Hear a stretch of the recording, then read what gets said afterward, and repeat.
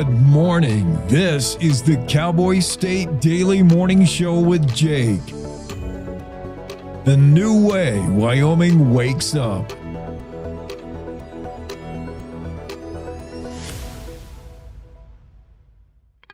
It's time to take a look at what's happening around Wyoming. From the Cowboy State Daily Newsroom, I'm Wendy Core. A Florida man is alive after being gored by a bison in Yellowstone National Park over the weekend.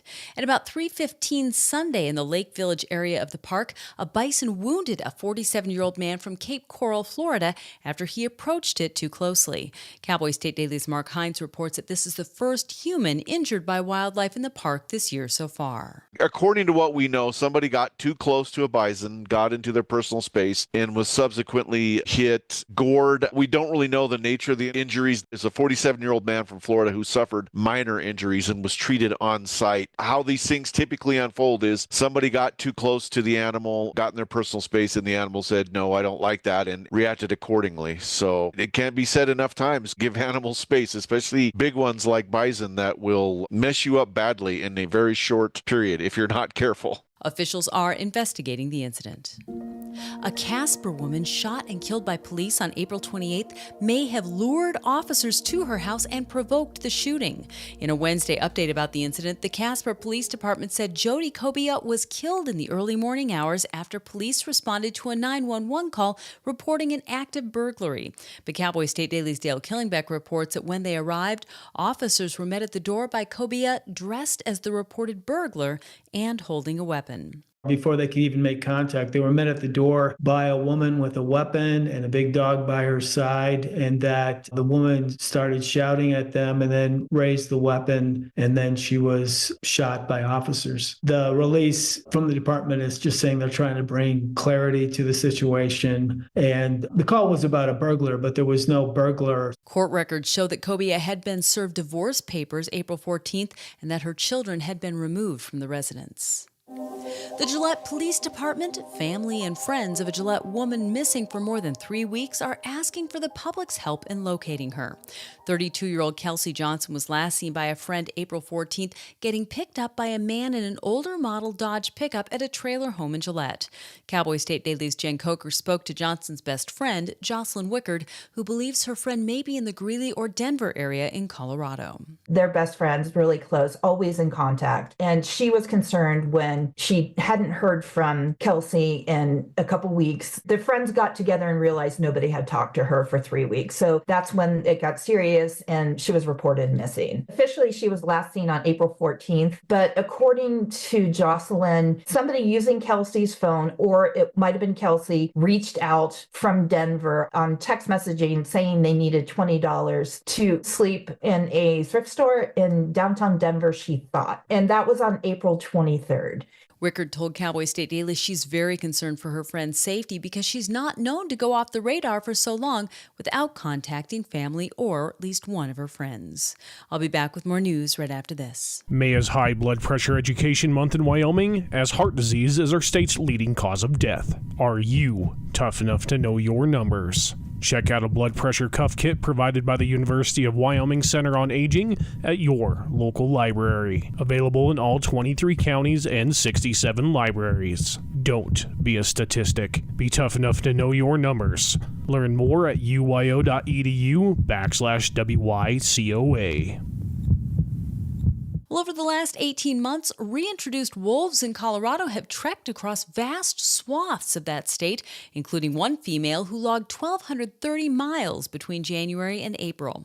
Outdoors reporter Mark Hines spoke to a research associate with the Northern Rockies Conservation Cooperative who said the female wolf's travels are impressive and she might not be finished. Colorado Parks and Wildlife, every month they put out a new map of wolf activity in the state, and there's been a lot more down south in the southern part of Colorado, going all the way across the state. Turns out it's due a lot of it to one wolf. One female wolf has apparently logged over 1,200 miles in her wanderings across Colorado, and they don't know whether she's one of those wolves from British Columbia, whether she's homesick and trying to figure out a way to get back, or if she's just out looking for new territory and possibly a mate, because wolves are known to wander great distances. Wolves will be safe if they cross state lines into Utah, New Mexico, or Arizona. Those states have cut deals with Colorado to trap and return the wolves. wolves. But if any wolves cross into Wyoming, they're not protected here and may be shot on sight. And that's today's news. Get your free digital subscription to Wyoming's only statewide newspaper by clicking on the daily newsletter button on cowboystatedaily.com. I'm Wendy Core for Cowboy State Daily. When it comes to making plans, you are the best. Those 9 months were also 273 days of planning. What about your daughter's first costume party? It was out of this world. And let's not forget those barbecues you plan in detail for your family and your more vegetarian by the day best friends. That surprise party for your parents' golden anniversary? You get the golden planning.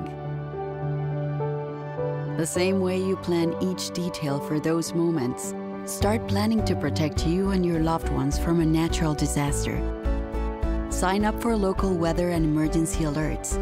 Prepare an emergency kit and make a family communications plan. Protecting your family is the best plan you can make.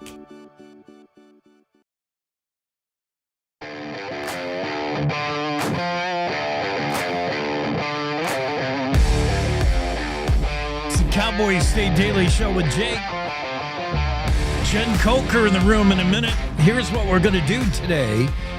Did police shooting victim lure Casper cops to her house with a bogus 911 call in order to shoot them?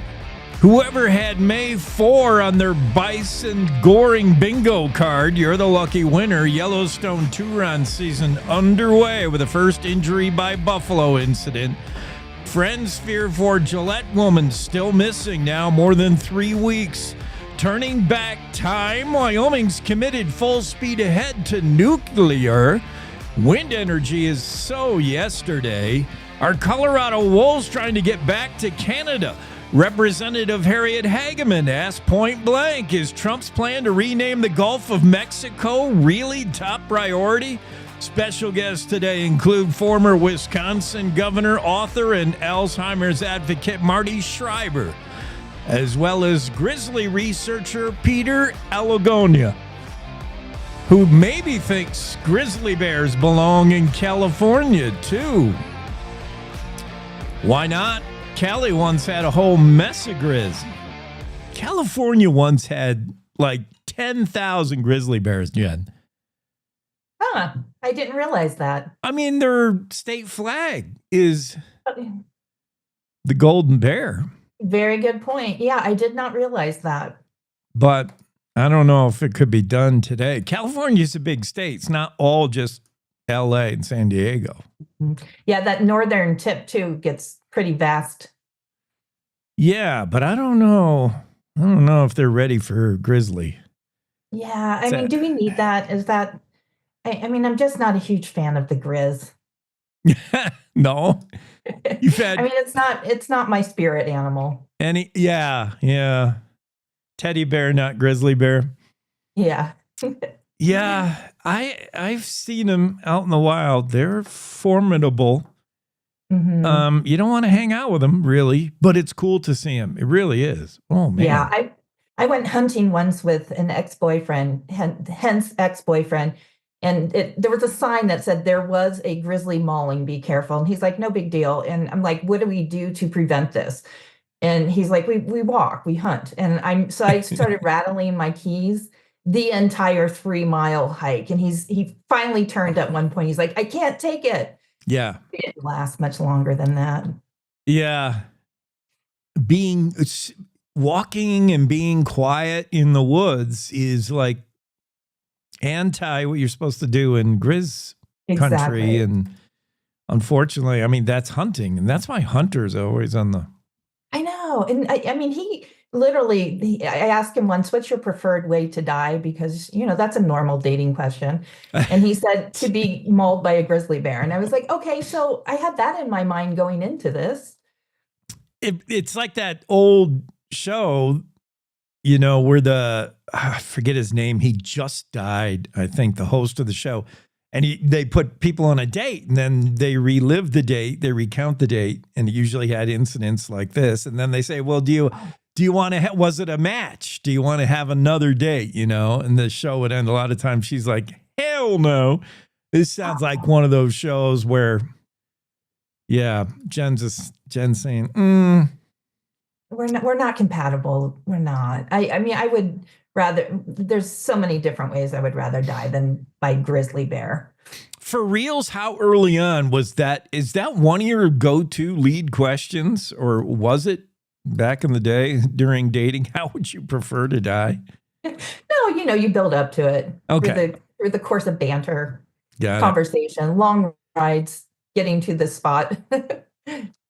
Well, you're one of your beats, the missing persons beat. Unfortunately, that's a beat in journalism in Wyoming. I mean, that's the unfortunate part. But yeah, here we go. Gillette resident Kelsey Johnson, 32-year-old. And again, friends say it's unusual for her to just drop out, especially considering she blew off Easter and her son's birthday. That's strange, says a friend of Kelsey Johnson. What's going on? Is she really missing? She's definitely really missing. There's some factors here behind the scenes I can't quite say yet. But I have a lot of hope that she is still alive, and I have hope that she will be found. And what is working in her favor is she has a very committed best friend and family who really, they're not standing still on this. And so I know the friend, I spoke to her, she was doing a lot of work to calling everybody they know, and there's a lot, like I said, going on behind the scenes. But I believe she is. I have hope for her. Jocelyn, this one will end. Jocelyn Wickard is the friend. Yeah, Jocelyn Wickard is the friend. They've been friends for 15 years. Very close. She knows her well. So I don't know if it's without Jocelyn, but all we know, and Jocelyn has hopefully some insight as to where her friend may be, the missing Kelsey Johnson. But what we do know is she was seen leaving her home, leaving a mobile home in a pickup. And we have a description of the pickup. Is there any reason to believe like she went unwillingly, or is this willingly? Is there any idea that Jocelyn knows who's driving the pickup? I will say she was not she did not leave from her home. She left from a friend's home, and she did go willingly. And I am sure police, there's, like I said, there's a lot I'm privy to. There is a volunteer private investigator also working on this, who I know well. I've worked with her on many missing people cases. So it's actively being investigated currently by both police and this private investigator volunteer with WyoFind. Yeah, and talk about the PI in this case, because here is a classic example of where I do feel for law enforcement stance, the Gillette Police Department, as far as they're concerned. Like, I'm sure, local PD, local law enforcement wants to see some resolution. They want to be, in this case, how far are they going to go into investigating when we don't know that there's anything nefarious? We don't know there's any, maybe she's just gone and not picking up a phone. That's not, maybe top concern for the Gillette Police Department. And right now they want to be maybe a place where you go and contact, get a hold of Chief of Police Brent Wasson, and they can be a place where a hotline tip. But how much effort and legwork is the PD putting in?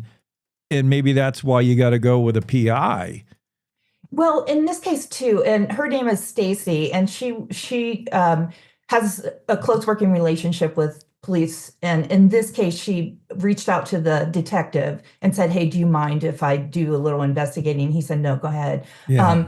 And in this case, she has the advantage because in a lot of times people will speak, people will not open up to police just by virtue of them being police. And they're more prone to speak to somebody who isn't with law enforcement. And I think this is one of those cases. And also, anything she gets, any information she gets, she instantly turns over to police and stays the heck out of their way. So she's really just an information gathering tool. Yeah, and Stacy can do things, and I'm sure she does something similar. Like if you're talking to somebody you think might have information about Kelsey Johnson, she may be able to lead with, "Look, I'm not law enforcement. We're not trying to, we just want to know where she is, if she's okay. If she's okay, I can stop there. I would love to go back and tell Jocelyn, hey, your friend's okay. Love to tell the family." Yeah, we can't say anything more, but she's okay. Yeah, and there's strong indicators too. She's in the Denver Greeley area, so I think there's. I'm sure their police, our local police, are working with those departments in Colorado to, because they're on the ground there. So, I mean, just hearing this, I'm not terribly concerned. It sounds like, maybe Kelsey just wanted to get away and had to leave things behind. We've seen that happen. But there is this thing about, she's not the type that would. And then, Easter went by. That was weird. And she missed her son's birthday. No visit, no call, no nothing. Jocelyn says that's unusual.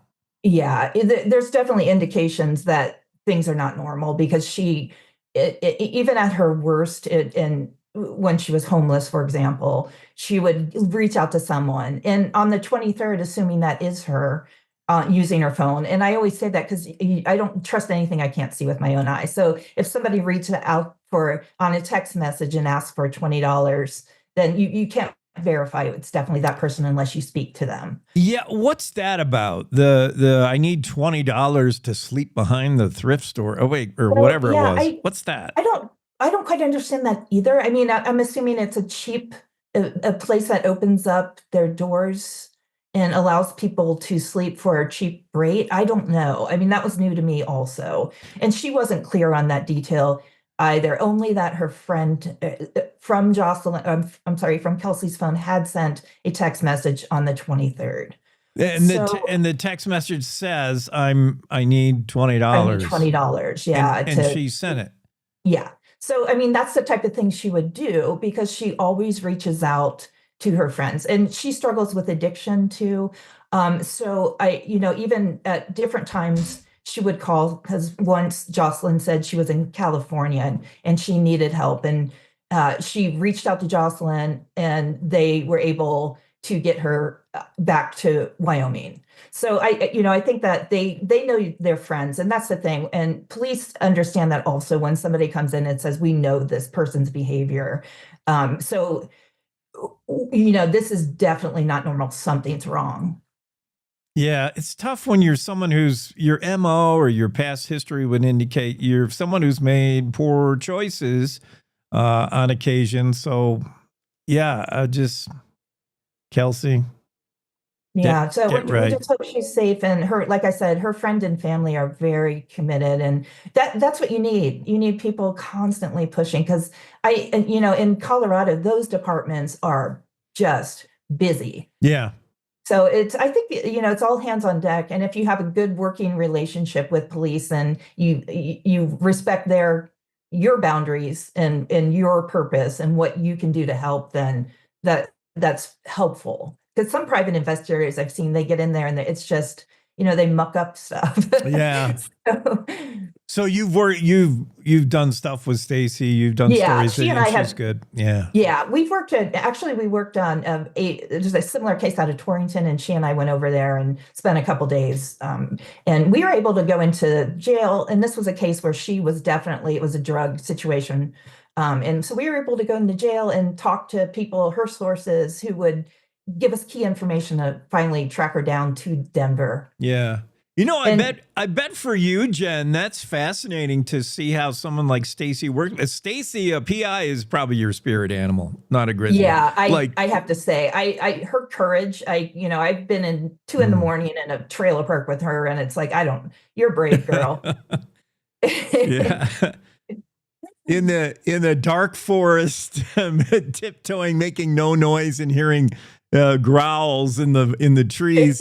is just as scary as 2 a.m. in a trailer park. Yeah. Man, these people who do this work, I'm telling you, they're so committed. I just, this is all in their spare time, and they're doing it all for free. And there's a big network of these people. All right, Jen. Well, be safe. I will. And hopefully we'll have good news on Kelsey soon. Yeah, stay with us. We want to know how it turns out. Kelsey, come on.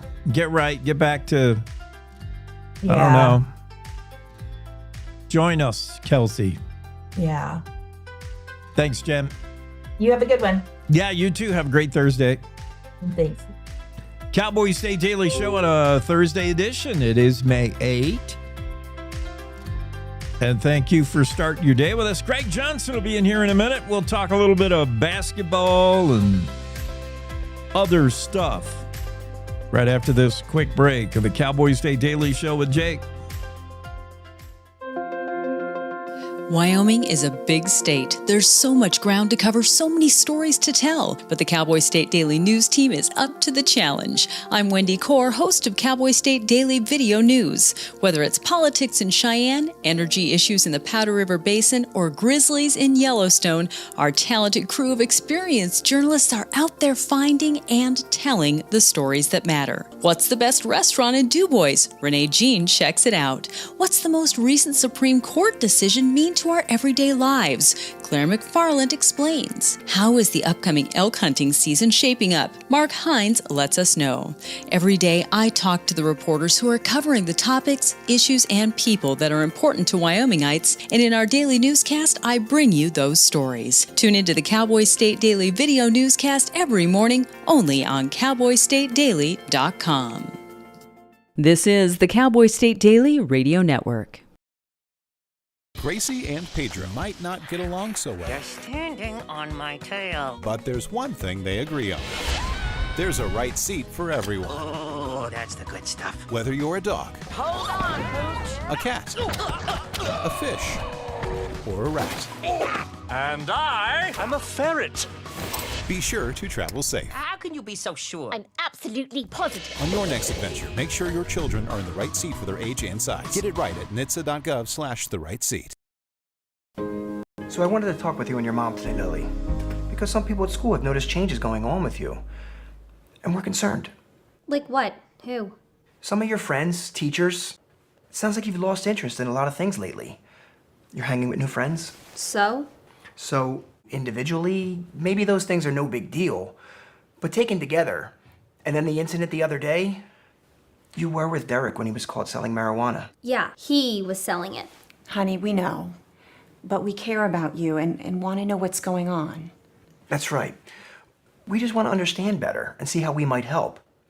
And if weed is a part of it, we just want to make sure you understand the negative consequences for someone your age, the physical and mental health effects, the poor decision making, and the confusing legal aspects these days. So what do you say? Can we talk? For more information about talking with your kids about underage use of alcohol and other drugs, visit underagedrinking.samhsa.gov.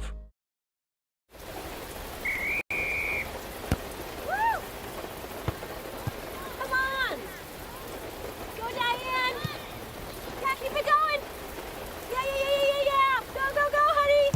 If you love them enough to drive an hour to cheer them on as they get beat 11-0 in the rain, then surely you'll check nhtsa.gov/the-right-seat to make sure they're correctly buckled in the back seat. Throw that ball, Diane! Woo! You got this!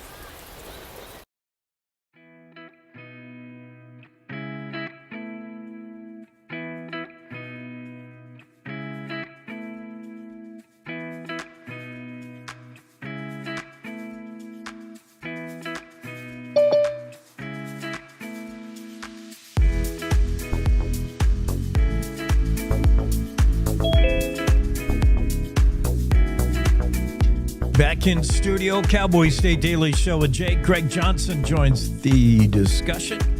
Managing editor of the Cowboy State Daily. It's a big job. Lots of words. Hey, Jake, look who's with us this morning. Aww. Jinx, she, for some reason, just was a real attention diva this morning and It must demanding be. it. There must be something in the air because, yeah, my fur ball over here is also like agitated, active, but doesn't know what he wants. Like, you want to go out? He thought he did, but he doesn't. You want to, yeah, he's just, I don't want to even pick him up and bring him over because he's finally just chilling. Yeah, it's a cat day. Yeah, she sometimes she likes to jump up and lay right against my hand as I'm using my mouse, and her tail slaps the keyboard. Oh, does yeah. things while I'm trying to work. That would account for some of the misspelling, typos, and stories. There's very There's few, a of couple course. of they're called jinx edit. Yeah, that's what we call them. Yeah, there's so many. Oh, man, I am a full-on cat lady, and maybe so is Greg, because the only thing I enjoy watching on socials on Facebook is, I'm subscribed to like more than one cat group because I love to watch the videos of cats doing stupid things. I don't do that, but my brother's got like 5 cats. Oh, yeah, there you go. And he names them all after Harry Potter characters. Nice. It's nerdiest thing ever. Very nice. So yeah, it's just that I can't believe what the Nuggets didn't do last night. It was nuts. Nuggets gave up a heck of a lot of record-setting 87 points in the first half. They surrendered. I mean, you can't dig out of that one. Yeah, unless and you're they the lost Knicks. by 43 points. That's and then the Knicks, another nail biter right there. Yeah, beating the Celtics again. That's second comeback over the Boston Celtics. I was watching the Yankees, my beloved Yankees, and at the point in the game, the Yankees were like screwing up. It was 1-1, and they gave up 2 runs, so it was 3-1. So it was not a time for the fans in the Bronx in Yankee Stadium to be cheering. Then all of a sudden, a huge cheer goes up. I'm like, what happened? We just gave up 2 runs. What are you cheering for? Suddenly the fans becoming San Diego Padre fans? No, they were all watching on their phones. The Knicks won that game. And then the Yankees came back and won that game. So it was a great day for New York sports. Yeah. Well, hey, speaking of sports, did you see this thing that I see everything. CU fan is suing the NFL Yeah. over Shedeur Sanders' drop in the draft? Saw it. $100 million. He wants $100 million from the NFL. Saying that the teams colluded to influence his drop down to the 5th round. Yeah. He says it in his lawsuit, quote, may have been influenced by racial discrimination, and that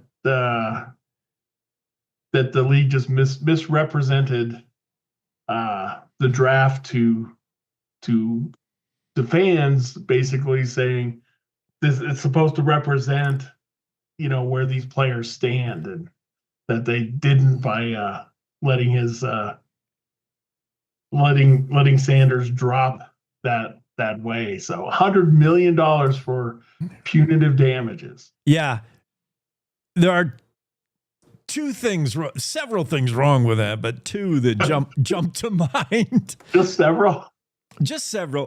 2 that jump to 1, I don't understand suing the NFL. I don't know if the NFL is to blame for Shedeur Sanders' drop. I mean, perhaps you could pin it on a collection or a collaboration of GMs who work under the umbrella of the National Football League, but to sue the NFL. Also, as Claire will tell you in 2 seconds, to sue, you have to show you are personally injured, right? In a lawsuit like this, what's the injury to you as a fan?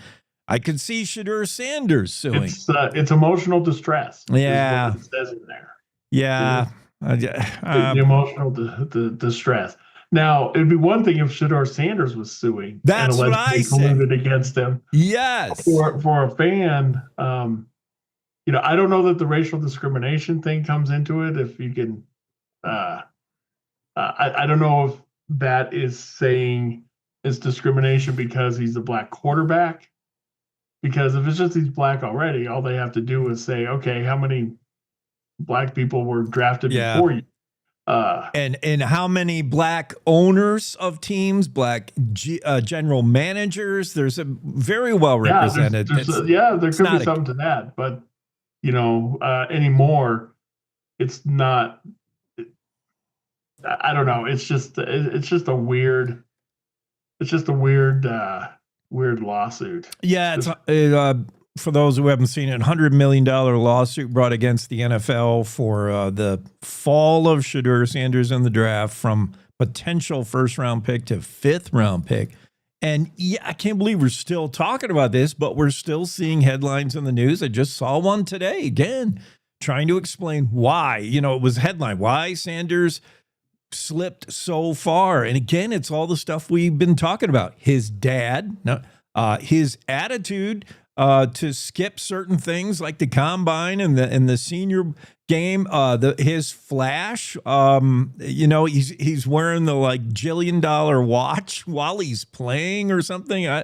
And he's got his own line of clothing. It's about me, Shedeur Sanders. Yeah, the arrogance that you are. Yeah. I mean, like you've already made it when you haven't done anything yet. Shedeur Sanders, his whole posture, his whole attitude says, I am a brand. And NFL owners are looking for, I am a teammate. Yeah, they want a teammate, not a brand. And yeah, it's just. And after that fall and everything, how bad does CU, and I went to CU, I'm a CU guy. Yeah. But how bad does CU look now for retiring his jersey and stuff? Yeah, I mean, I thought it was bad at the time, and I said so. I'm like, it looks ridiculous. I know. I saw someone like the day after or 2 days after the draft, someone put out the made up by, it's probably an AI generated photo or something of the Browns have just retired Shedeur Sanders. Oh yeah.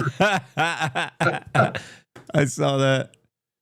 I know. And then I know you're like, what is CU doing when they retire that number? And then you're like, what are the Browns doing? They got like 5 quarterbacks now.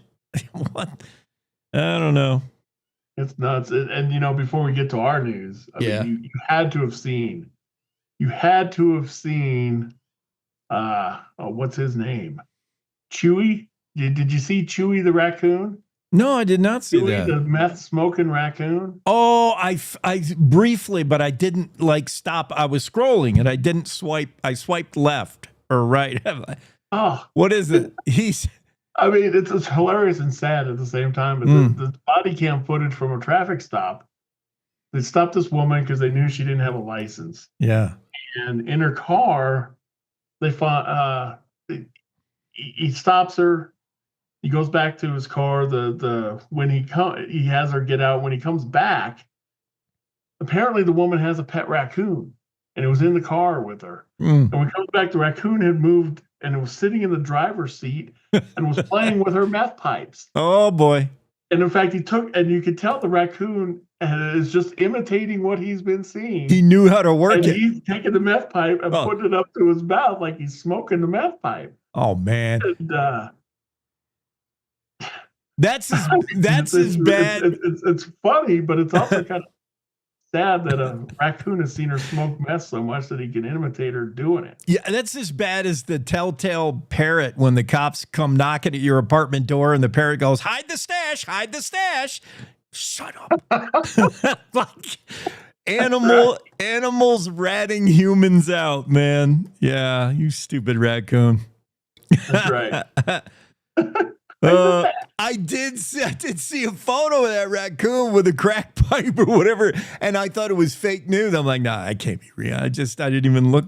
No, and the body cam footage is the video is hilarious. You can hear the officer like, that's an effing crack pipe. I could see him. I can't believe it. I can see his call to dispatch when he's like, you're not gonna believe this one. Yeah, that wins the call of the year for law enforcement. Poor Chewy. Chewy. Yeah, poor Chewy. He's on a bad road, Chewy. Bad influence. Chewing's on the pipe. We'll have to get you. Oh, going back to my cat videos and cat memes.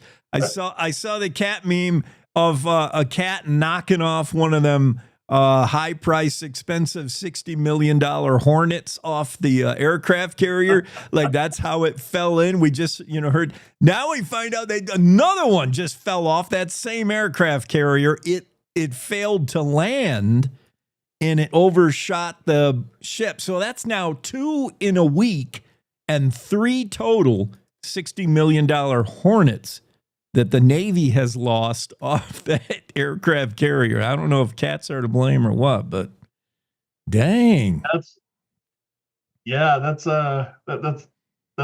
bad news for that one carrier.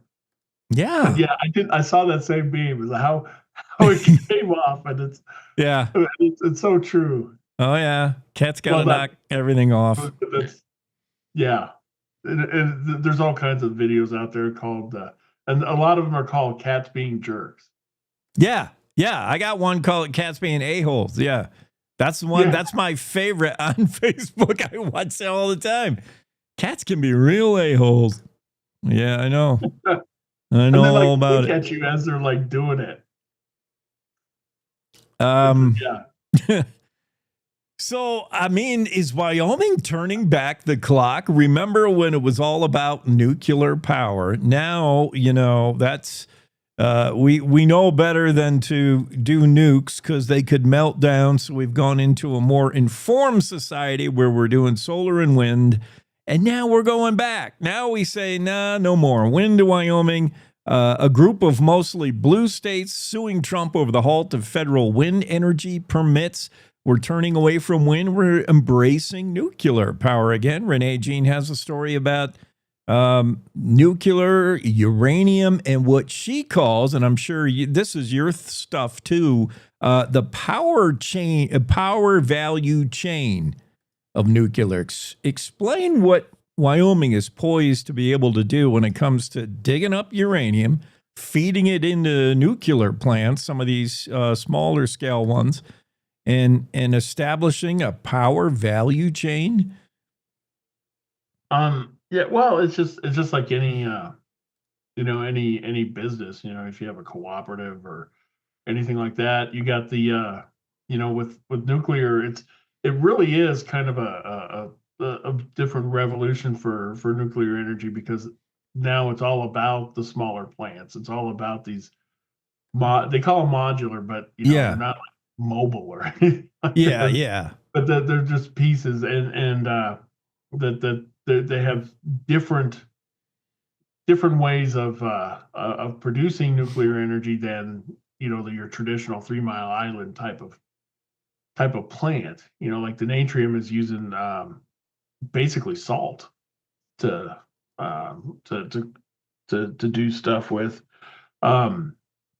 So yeah, and Wyoming has a lot of uranium, and rather than just being the place where you mine it and send it out everywhere, if you also have the manufacturing here, you have that Wyoming wants to do it all, build these plants,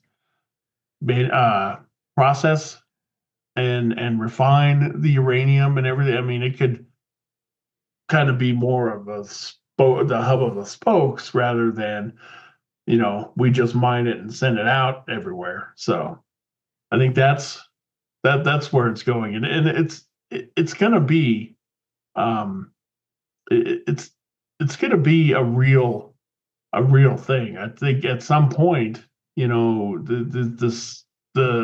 nuclear could be, it could replace wind. It could replace solar. It could replace everything as being the most efficient and cheapest and reliable. It isn't yet, but it could be, especially as it seems like we're getting over our phobia over it. Yeah, I think it'll prove to be cost effective and reliable. It won't prove to be renewable truly like wind is. But it'll be a more significant part of Wyoming's electricity portfolio, I think. I was surprised to hear that wind power remains 21% of Wyoming's total electricity generation, according to 2023 data. 21% is derived from those wind turbines, you see. We know Wyoming's windy. Yeah. Well, and the thing, and the argument, like, against fossil fuels and for green energy is, I mean, green energy already produces more than coal now. They surpassed coal years ago as far as producing more energy. Now, not a single one of those does. But like wind, solar, hydro, together, do hydro is like this is really tiny, but it's there. Yeah. But the Trump halting of it of the permitting is it doesn't just what it is he halted all the permitting of it so that pending federal reviews of the projects. So I guess there could be reviews of the project say, yeah, go ahead. But who knows? It's and the question isn't, well, why isn't Wyoming part of this lawsuit? Well, number one, it is mostly blue states, and it is political. And number two, in this political climate, I don't see Wyoming ever suing the Trump administration over something. I wouldn't think. Yeah, because no matter what, we do have all of these energy things. But for now, coal, oil, and gas are our main ones.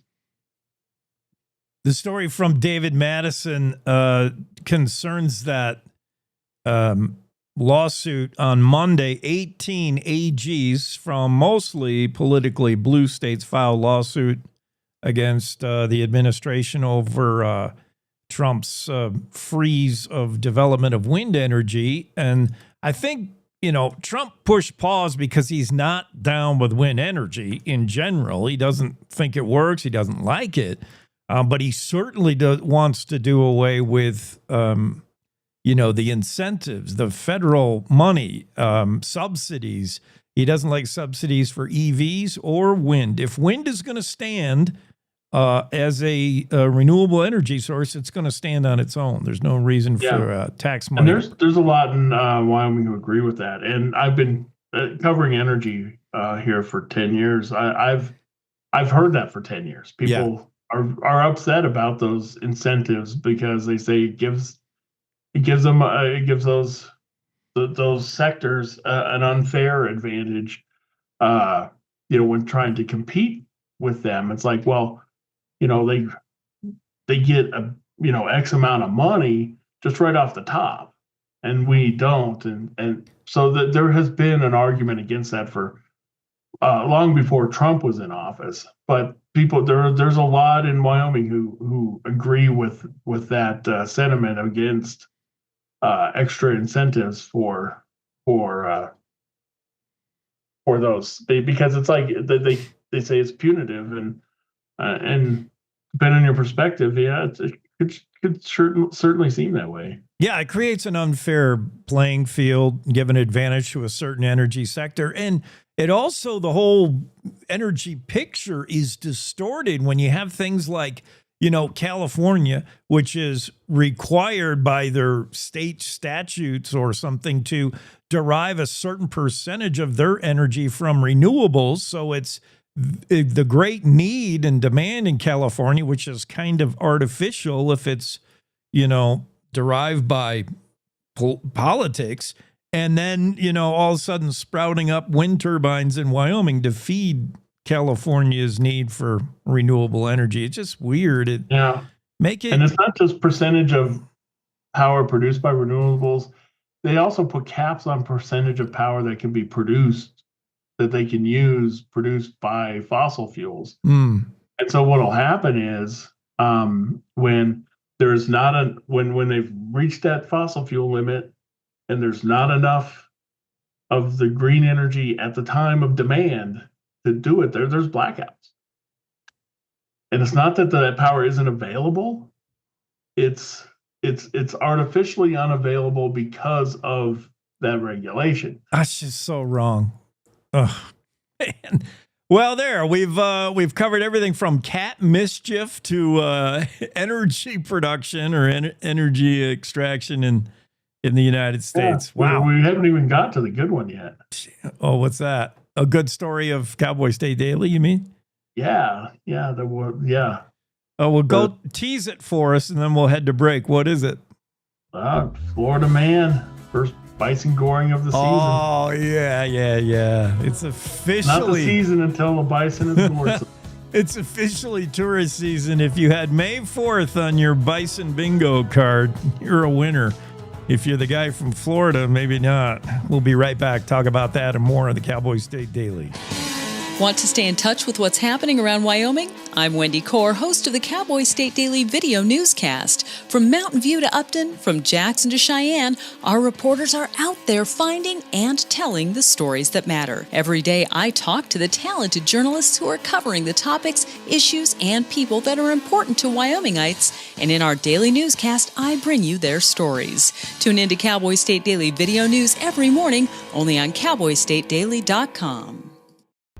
Wyoming is a big state. There are so many stories to tell, and here at Cowboy State Daily, we pride ourselves in bringing those stories to you every day. I'm Riley Strand, videographer and production assistant for Cowboy State Daily Video News. Every day, host Wendy Core and I talk to the experienced journalists who are covering the topics, issues, and people that are important to Wyomingites. And in our daily newscast, we bring you their stories. Tune in to Cowboy State Daily Video News every morning, only on cowboystatedaily.com. You're listening to the Cowboy State Daily Radio Network. In today's digital world, it's hard to know who to trust. Your local TV and radio stations bring you the facts. Misinformation and deep fakes flood social media, but broadcasters deliver verified and accurate news. For news, emergency updates, sports, and entertainment, turn to your local stations. Text TV to 52886 and urge Congress to support the vital local journalism broadcasters provide. Emma, did you hear? Todd's in the hospital. Who's Todd? He got a collapsed lung from vaping. He thought it was cool. Not cool. Promise you won't vape, Emma. It can lead to a lifelong addiction, and we can't be friends if your lungs collapse. Bogus. Wacky sitcom teens aren't the best people to talk to your kid about vaping. Hey, you got a minute? You are. Start the conversation with your child about vaping today.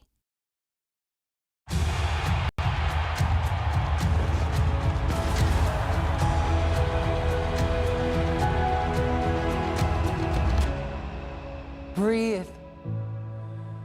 Love what you do and you've already won, my parents used to say. My parents whose smiles were my first finish line, who championed respect, whose resilience built mine. Even more than I wanted a gold medal, I wanted a heart of gold, like the mentors who were my balance beams, refusing to let me down, and the coaches who spoke out to anything out of bounds, heroes who never stood on podiums, but stood up for me. Every shot I made, give the assist to those who since my youth were referees, ready to blow the whistle and end abuse.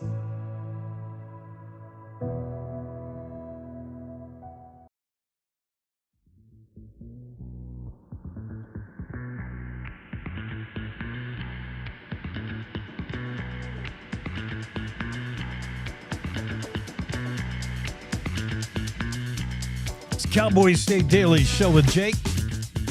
Greg Johnson in the room. 25 yards, obviously, is not enough distance between you and a buffler. I would double that.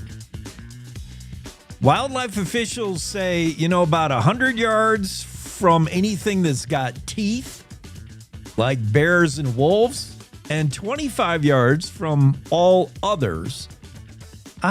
I'm going to go 50. At least. I'm going to go 50 with the bison because that's the species of animal in Yellowstone that appears to be angry with humans. And we see the most clashes there. And 25 yards, I'm trying to think 25 yards. And if I'm near, like, that's not enough, in my opinion. I give more than that because they may look docile. They may look like domestic cows, but they're not.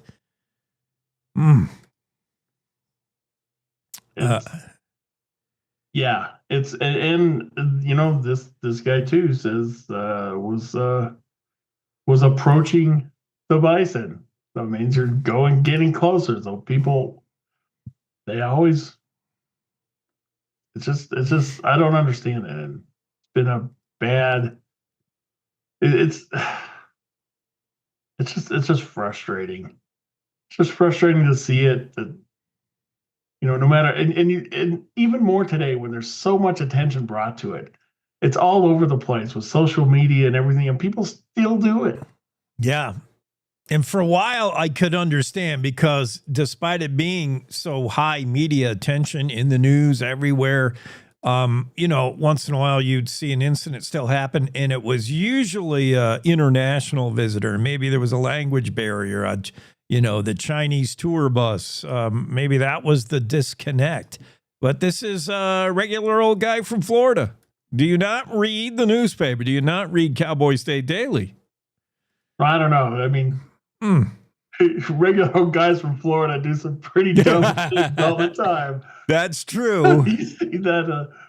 Sorry, Florida, but yeah, you guys take the cake for stupid stuff happening. Oh yeah, Florida's the hold my beer state, no doubt. Anything weird news comes out, it's usually from Florida. Yeah, I mean, we make fun, we make light. Nobody, you know, thankfully there was not serious injury, no fatality, in which case I don't think we'd be having jokes about it, but it's all you can do when you keep hearing about this and approach too closely. That phrase is attached to every bison incident. Yeah. 25 yards. Not enough. I would double down on that. Yeah, and they're like moose where you can, I mean, they could just be standing there and you think they're just docile and they're just totally fine. And then just like that, they snap and they're after you. I think that's the biggest thing. You already know, you don't have to be told. There's something inherent. There's probably, you know, generations and generations of DNA. You don't have to be told that wolf is kind of dangerous. That bear might be dangerous. When you see them, there's something in your heart of hearts to say, back up. But when you see bison, I think people are like, oh, he's fluffy cow, you know, we can get close. And their actions, you know, the bison doesn't appear to be agitated. He's just eating and chomping. But watch that tail. Watch the ears. When they start switching that tail, man, and they're not beating flies off and the ears get going, and that's an indication, back off. Right. Park Service, they said bison have hurt more people in Yellowstone than any other animal. Yeah. More than bears or wolves or meth smoking raccoons. They've hurt more of them. It's the numbers. I mean, you're going to encounter more bison. You can spend a day in Yellowstone and not see a bear or a wolf. In which case, you can sue the National Park Service. So you can sue for anything you want, I guess nowadays. Like I didn't promise bears and wolves. Have you ever seen that? There are Yelp complaints, like a 1-star Yellowstone rating. Didn't see a single bear. What the heck?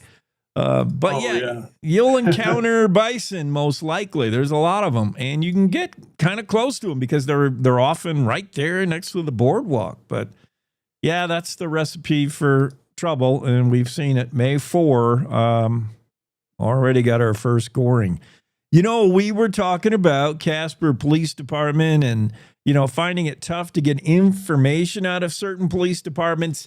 I'm starting to see a little bit of why, you wait for the dust to settle on this one. Dale Killingback's been following this story about a Casper woman shot and killed in her home, although it wasn't her home at the time. It was kind of the husband. They were separated. But yeah, you wonder, like, what the heck happened? Did she really have a gun? Why did the cops shoot her? What's going on? DCI investigation, at least at this point, has shown a new light on things. This got weird in a hurry.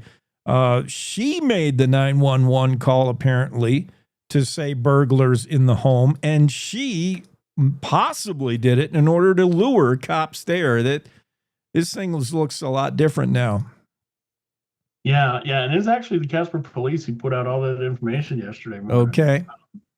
And yeah, that apparently there was no actual burglar, and when they got there, she was dressed similarly to what the burglar was described as, and they say that she answered the door, had a weapon in her hand, and was acted in a way that prompted the response. Yeah, she had a big dog by her side that was barking, and she raised the weapon at officers. I mean, at this point, Jody Cobia, you're doing everything to ensure you're going to get shot. Is this suicide by cop? I don't know, but this thing looks a lot different. Know. But I mean, if it is, I mean, it's really sad that that's how it ends for the mother of these kids and stuff. But also for these officers to force them to do that. I mean,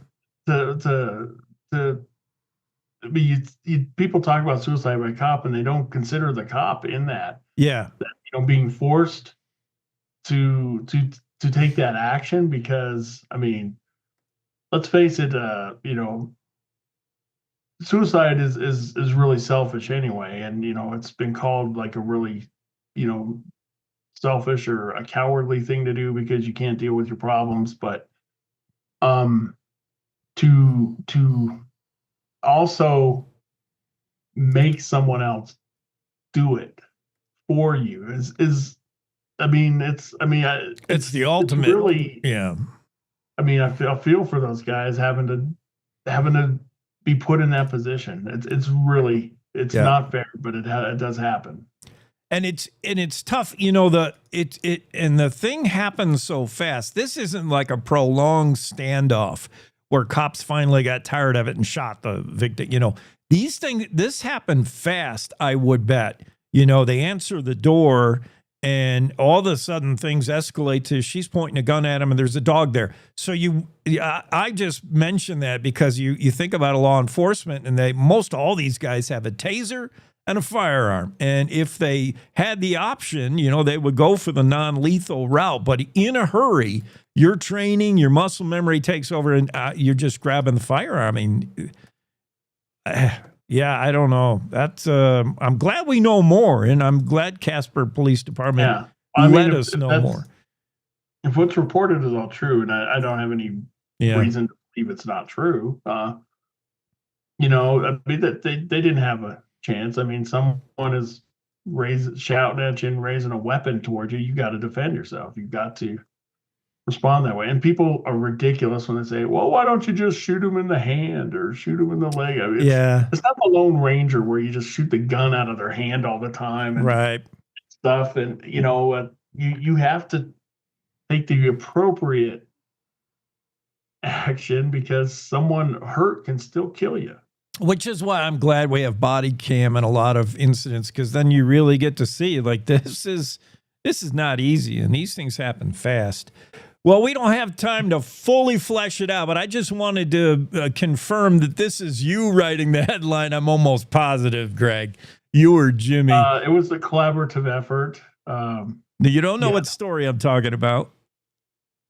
I'm Dale. It is accurate. Dale Killingback did not write this headline. Casper hopes for happy ending deregulating massage parlors. The happy ending massage. That's no way that's Dale. Yeah. Now that story is there's nothing to that story that's alleging they're doing anything wrong. No. They just don't want to regulate them anymore.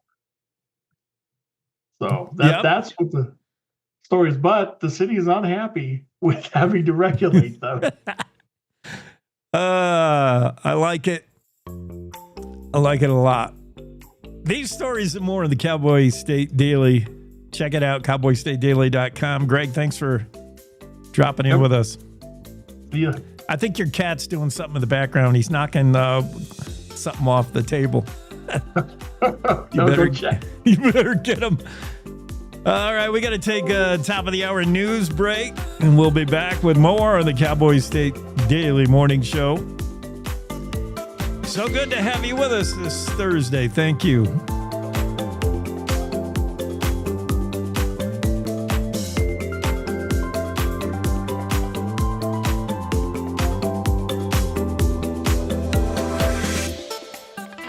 It's time to take a look at what's happening around Wyoming. From the Cowboy State Daily Newsroom, I'm Wendy Core.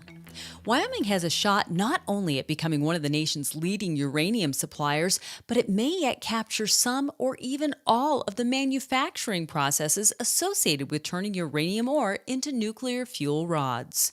That's called a value chain in industry lingo, and Cowboy State Daily's Renee Jean reports that it's worth multiple millions, if not billions of dollars, if Wyoming is successful. So often we are mining our resource and then sending it somewhere else where all of that value happens, all of that economic development happens somewhere else far away from Wyoming. But with nuclear power, we have a shot at capturing more of that chain than we normally do. There are two states that are really taking the lead in nuclear power, and they are Wyoming and Texas. If we pulled it off, if we had the whole enchilada, it would be worth multiple billions of dollars in state tax revenues. Uranium Energy Corporation's Executive Vice President told Cowboy State Daily that, as he sees it, conditions in Wyoming are right, both politically and commercially, to at least explore the possibility of bringing nuclear fuel manufacturing to the state.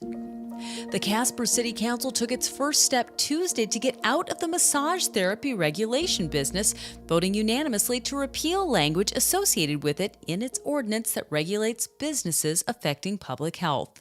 Cowboy State Daily's Dale Killingbeck reports that removing massage therapy from the ordinance covering public health follows consultation with massage therapists in town. The ordinance that they have in place, which has been there since 2020, isn't getting the job done. Talked to a massage therapist, and she said that it was just too cumbersome for her to comply with everything. And I'm being told that massage businesses that are not really legitimate are still able to fake the requirements that they need to pass muster. So the city says it's more of a job for the state. Tuesday's action was the first reading of the proposed change. 3 readings are required to repeal the language and oversight of massage therapists. A Democratic congressman from Colorado grilled Wyoming's U.S. House representative Monday over whether renaming the Gulf of Mexico to the Gulf of America should be a lawmaking priority. Cowboy State Daily's Claire McFarland reports that at Monday's U.S. House Committee on Rules meeting, Northwest Colorado's Democratic U.S. House Representative Joe Neguse sparred verbally with Representative Harriet Hageman over just how necessary it is to rename the Gulf of Mexico to the Gulf of America. Representative Neguse was really pulling on the current controversy around Harriet Hageman's town halls, where protesters have come and have made a ruckus, and then she shut down to virtual for a while. He was like, okay, how many of these attendees are really wanting us to rename this Gulf? Is this really important? Is this really what we're going to spend our time on? And she was like, well, it's bigger than that. It's about pride in America. It's about energy exports. It's about showing a commitment to fulfilling Donald Trump's agenda. And so that was the back and forth. But at some point throughout that, the Democratic congressman from Colorado says, I'd like to come present in your state and see how your people feel. On Wednesday, the leader of the Wyoming Democratic Party invited him to do so. In a Wednesday post to X, party chairman Joe Barbuto tagged Neguse, saying he'd gladly set up the events. I'll be back with more news right after this. May is High Blood Pressure Education Month in Wyoming, as heart disease is our state's leading cause of death. Are you tough enough to know your numbers? Check out a blood pressure cuff kit provided by the University of Wyoming Center on Aging at your local library. Available in all 23 counties and 67 libraries. Don't be a statistic. Be tough enough to know your numbers. Learn more at uyo.edu/WYCOA. Well, for the first time in many years, Wyoming is poised to have a nice day on Mother's Day. The National Weather Service is forecasting partly sunny skies and temperatures in the high 70s and low 80s throughout Mother's Day weekend. That's the nicest the weather has been on Mother's Day for the last few years, according to Cowboy State Daily's Andrew Rossi. Cowboy State Daily meteorologist Don Day always says that we have to get past Mother's Day to be done with winter weather. Based on his assessment, it doesn't look like we're going to be getting any persistent winter weather post Mother's Day. There was widespread snow in Wyoming over the last week, but Day can't say if that'll be the last snow this season. However, the prognosis is positive. And that's today's news. Get your free digital subscription to Wyoming's only statewide newspaper by hitting the daily newsletter button on cowboystatedaily.com. I'm Wendy Core for Cowboy State Daily.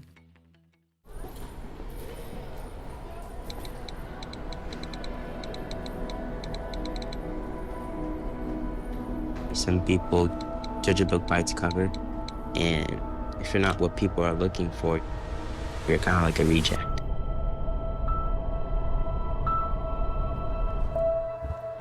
At school, it feels like everyone's staring at me, and I'm just kind of not really a person.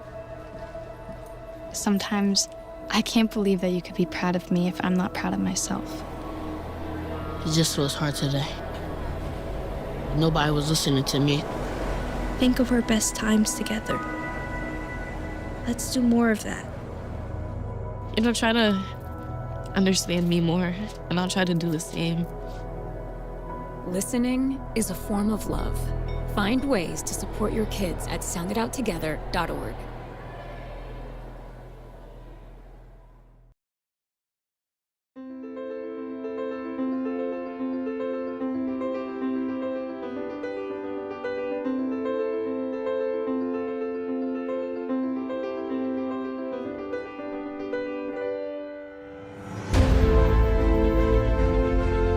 Cowboy State Daily Show with Jake on a Thursday. Special guest today.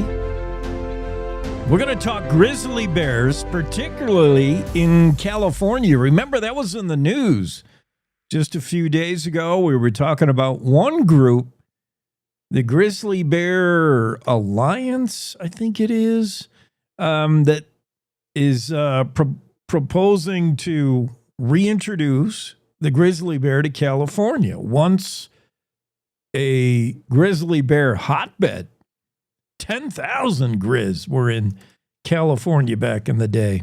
Pretty fascinating. But not part of that group, but similarly is Peter Alagona. He's with the California Grizzly Research Network, and he can talk particularly about the history of the grizzly, especially in California, where it was, why it was, what it ate, what it did, all that stuff. And Peter's also an expert on living with animals. So if there was a reintroduction of the grizzly, how do you cohabitate Los Angeles and grizzlies? He's an expert at that. That's particularly in his wheelhouse, how humans get along with wildlife without conflict and do so peacefully. Yeah, that'll be interesting to talk to him. Peter will be on with us later in the show. Professor of Environmental Studies at UC Santa Barbara. That should be interesting. What else we got going on? I suppose we could do a little bit of weather. Don Day says that we can put winter behind us after Mother's Day. Yes, we've all heard him say that many times, but I don't know. It does not look, next week looks bad. I see rain and cold and maybe another return of snow. Honestly, like midweek next week, but I don't want to get ahead of myself. Let's enjoy what we got going on right now. Today in the weekend looks pretty nice. Sunny in Casper, 72. Hey, I'll do that. Riverton says, I'll do you one better. Sunny 73. Evanston, sunny 67 today. Plenty of sunshine in Green River, high 70. Sunny, but a little breezy in Pinedale, 64 the high. Alpine, upper 60s with plenty of sunshine. DuBois, slight chance of a shower today, but otherwise sunny, breezy, 63. Jackson, sunny, 66. Thermopolis, you'll top out around 74 today with abundant sunshine. Mostly sunny in Cody, 72. 70 and sunny in Buffalo. Sheridan, 76 with increasing clouds in the afternoon, though. Sunny in Gillette, highs 74. Sunny in 71 in Newcastle. Torrington, sunny, 73. Same with Douglas. Cheyenne, slight chance of rain in the afternoon. Otherwise sunny, mid-60s. Same for Laramie, sunny and 68 in Rawlins. So, yeah, the whole state getting plenty of sunshine today. Well, that's not bad. As we head into a Mother's Day weekend. Mother's Day is this weekend, right? Suppose I should get my ducks in a row about that. Mother's Day is, this weekend, this Sunday. So we're going to do a little Mother's Day trivia with Ask Abby, our highest rated segment on the Cowboy State Daily Show by our own analytics. Ask Abby will include Mother's Day trivia. I got some real stumpers, some real tough ones for Abby. No way she's going to do well. She's going to tank it. I got some real tough ones. The first boats carrying goods from China are now arriving in the port of Los Angeles as we speak. Since the tariffs, since these 145% tariffs went into effect, the first boats from China, the slow boat from China, are just arriving at the LA port, and they're half full. Yeah, according to CNN, news story in CNN, first boats carrying Chinese goods with 145% tariffs are now arriving in LA. They're half full. Expect shortages soon, say the experts. And says this story. What we're finding because of the tariffs, obviously U.S. retailers are doing one of two things, or one of three things, actually. If you're a U.S. retailer and you sell a product made in China, which is like, 90% of everything in the world, which is why, big reason why President Trump has waged trade war on the world, because not enough stuff is made here. It's considered too expensive. If you make a widget X in China, it will cost $1. If you make the same widget X in the United States, it will cost $10. Well, why is that? I guess because you can get 8-year-old Chinese girls to make stuff for 20 cents an hour. And if you had to pay somebody in the United States, if you could even get somebody to take a factory job in the United States, you'd have to pay them a lot more than what they'd be paid in China. That's why everything's made in China and everything's cheaper that way. Right? I mean, it all comes down to labor costs, which are so cheap to make things in China. It makes up for shipping it all the way here on the slow boat. Anyway, yeah, these tariffs. So retailers in the U.S. that are selling, putting on the shelves products made from China are doing one of three things. One, they're just bucking up and buying what they would buy with the higher tariff, and they're going to pass the costs on to you. That would account for why the boats from China are half full. What would account for why they're half empty is retailers are saying, nah, I'm not going to put these products on the shelf. I'm going to maybe wait it out. Perhaps the tariff thing will go away, or I'm I'm just not going to carry this line of X anymore because I can't. If I had to put a price tag on it, I don't think anyone in America will buy it. That would account for one reason why the boats are half empty. The other reason is a lot of retailers are buying the Chinese product that they would buy, but they're not shipping it yet. They're storing it in warehouses in China, perhaps, again, seeing who blinks first, perhaps hoping that the tariffs go away. Maybe Trump will change his mind again. He's already put the 90-day buffer in, although that's expired now. So they're hoping beyond hope that something changes, and they're continuing to purchase their product, their inventory, but they're storing it in China, not yet shipping it to the U.S. in order to avoid the 145% tariff. So, yeah, you're warned. CNN, first boats carrying Chinese goods with the tariff increase are now arriving in L.A., and they're half empty or half full, depending on how you prefer your glass of water. That's going to mean things will start running out, right? Expect shortages soon, says the CNN article. So now we turn to this piece of news. Mark Cuban tells Americans to stock up on consumables as Trump's tariffs hit. Here's what to buy. Oh, no. Are we going to do this again? Where we have shortages of stuff at the store. By the way, Mark Cuban, I saw another story about Mark Cuban was in the news the other day.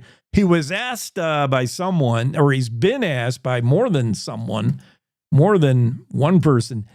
He's often asked, why do you dress so lousy? Why do you dress like Bill Belichick?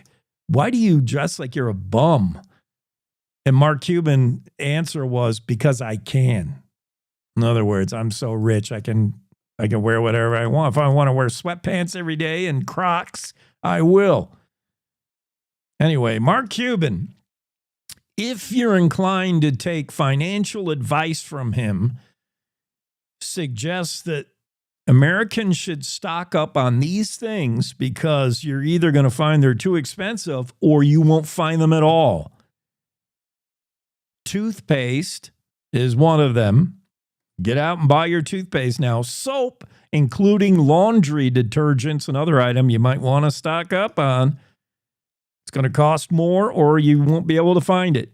Over-the-counter meds, aspirin, Aleve, Advil, all that stuff, Tylenol. You better buy it now. You're going to see shortages, says Mark Cuban. And finally, yes, toilet paper. What is it with Americans that at the slightest suggestion of panic, we got to run out and make sure our butts are covered, literally. And yeah, here comes a run on toilet paper again. Golly, I hope not. Remember that? I seriously, I can't think of a lower point in my life, lower than low, when I, with all seriousness, contemplated using coffee filters for toilet paper. That's how desperate things got back in the day of COVID. Don Day, we're talking about Mark Cuban suggests Americans stock up on these items because you'll find them less and less on the shelves of your store. Toothpaste, soap, laundry detergent, over-the-counter meds, and toilet paper. Trump's tariffs are going to cause a run on TP. Didn't we do this already? Remember how bad that was? I just shared my lowest of low desperation point during COVID when you couldn't find any toilet paper. And I didn't use it, but I was prepared to use coffee filters if it came to that. It was tough times. What about you? The first time I've heard coffee filters. I had lots of coffee filters, and I thought, if it gets to that, I might have to. But I did go raid the camper. I have a pop-up camper, and in it are, all things I'll need, salt and pepper. Well, now everybody knows, Jake. I know. You just blew your cover. There's a hoard of toilet paper in Jake's camper, everybody. You can go raid my camper. It's got a bunch of toilet. I did go in there and crawl in there and go get toilet paper during the pandemic. I'm like, man, I'm not running out. Yeah, I'm I think Mark Cuban's a smart guy, but I'm not going to go run to the store and start hoarding. But not yet. Not quite there yet. Well, then you're going to be left out. You'll be watching me with my... Well, I'm not going to be left out. You're my buddy. You're my TP buddy. Now I know where my source is. I'm going to have a shopping cart overflowing with toilet paper. I'm not going to get caught with my pants down again this time. Literally. Okay. I just saw this. Tell me if it's true. Headline, coming this summer, record-breaking heat and plenty of hurricanes.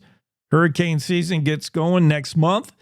Is it true? Are we going to see record-breaking heat across the U.S. and way more hurricanes? Yeah, this is what drives me crazy about people who write headlines and stuff like that. Okay, usually every summer somebody breaks a record high temperature somewhere. Yeah.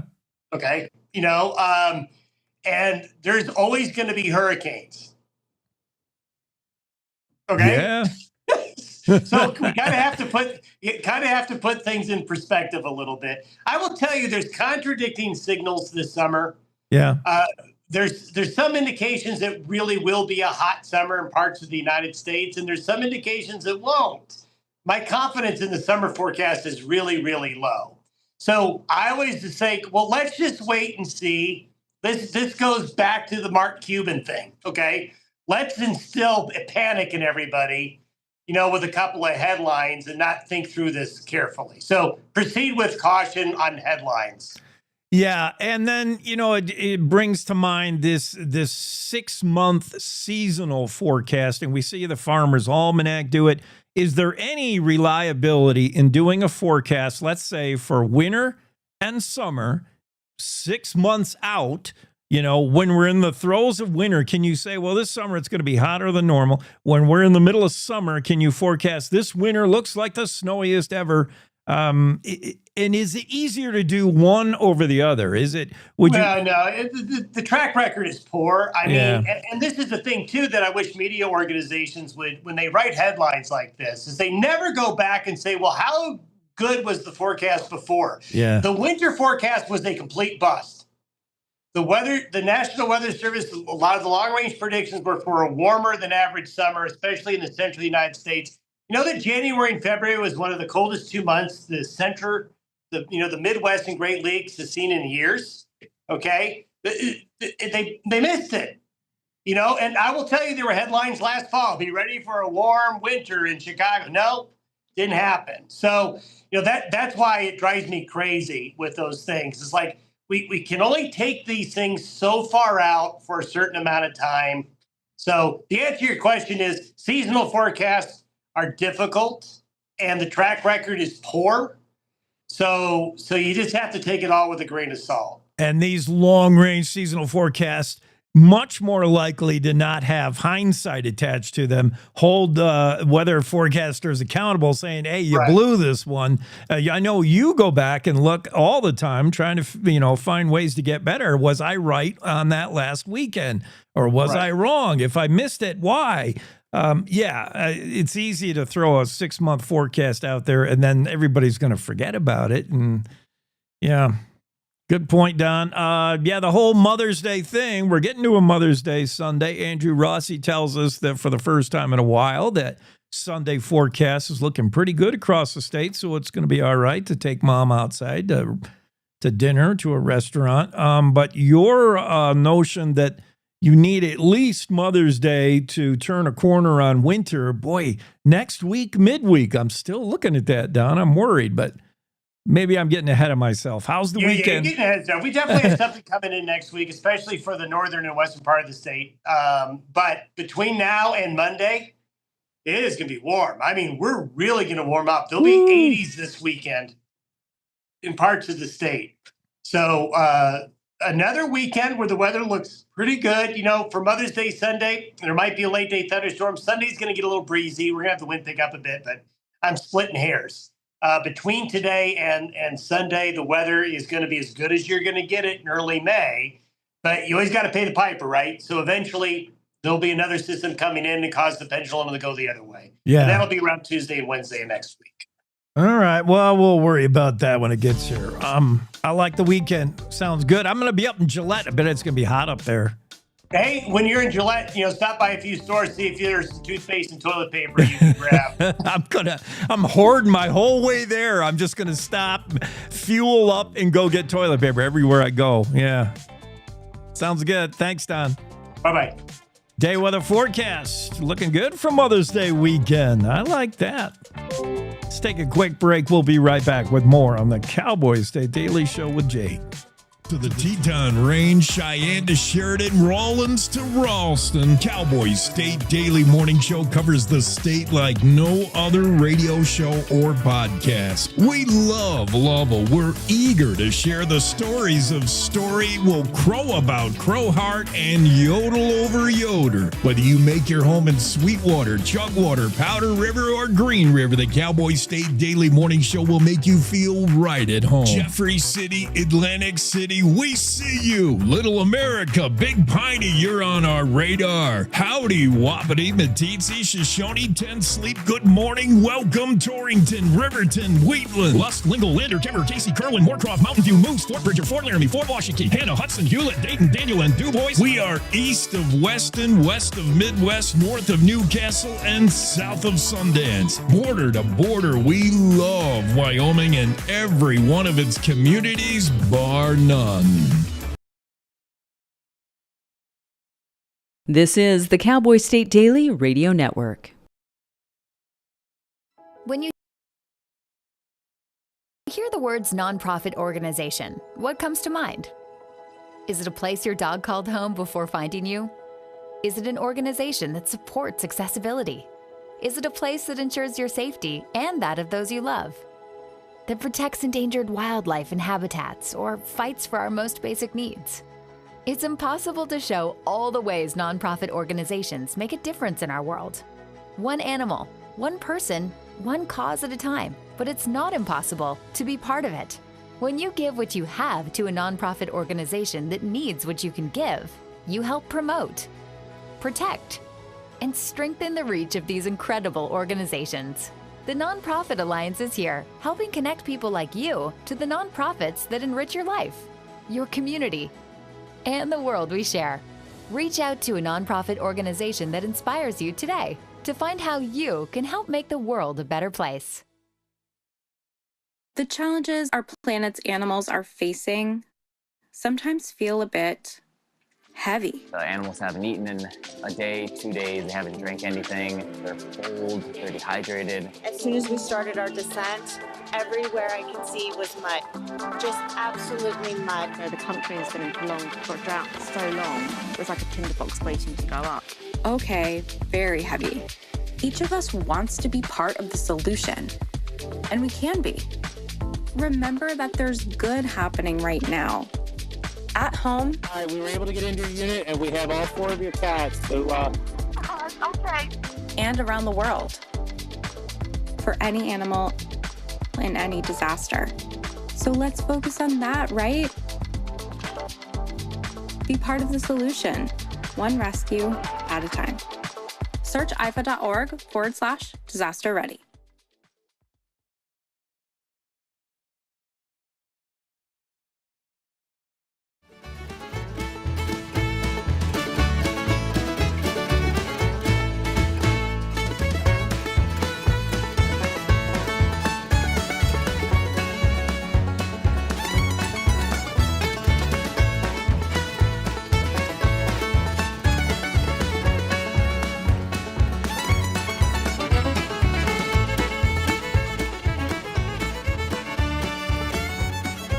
Cowboy State Daily Show with Jake.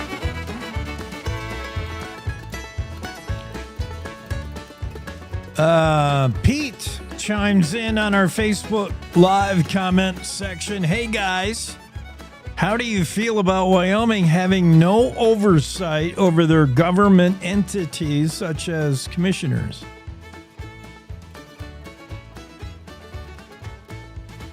I'm not sure how to answer that, Pete.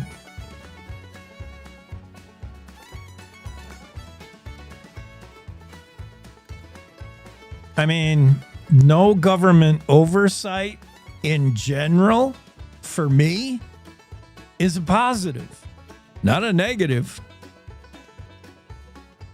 I don't want government oversight. Government oversight is so close to government overreach that, it makes me nervous. How do you feel about Wyoming having no oversight over their government entities such as commissioners? I assume Pete's talking about the commission. Well, there's a couple of stories. The Hot Springs County Commission. Maybe that. There's also a planner, a Park County planner, who there's a movement to remove her.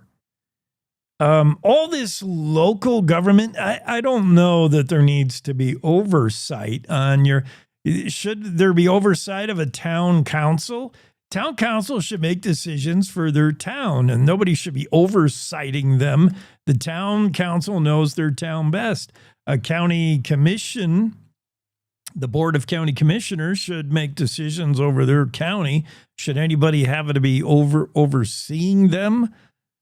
I don't know. They're elected. If you don't like what they're doing, don't elect them. I don't know where the oversight is necessary, honestly, because that's how you get into the chain of, the town council is overseen by the state and the state's overseen by the feds, and where the feds are overseen by God. I mean, how far do you want to run it up the flagpole? Oversight sounds like overreach to me, but I don't know. I really don't know how to answer that, Pete. But thanks for joining the conversation. Park County Planning Director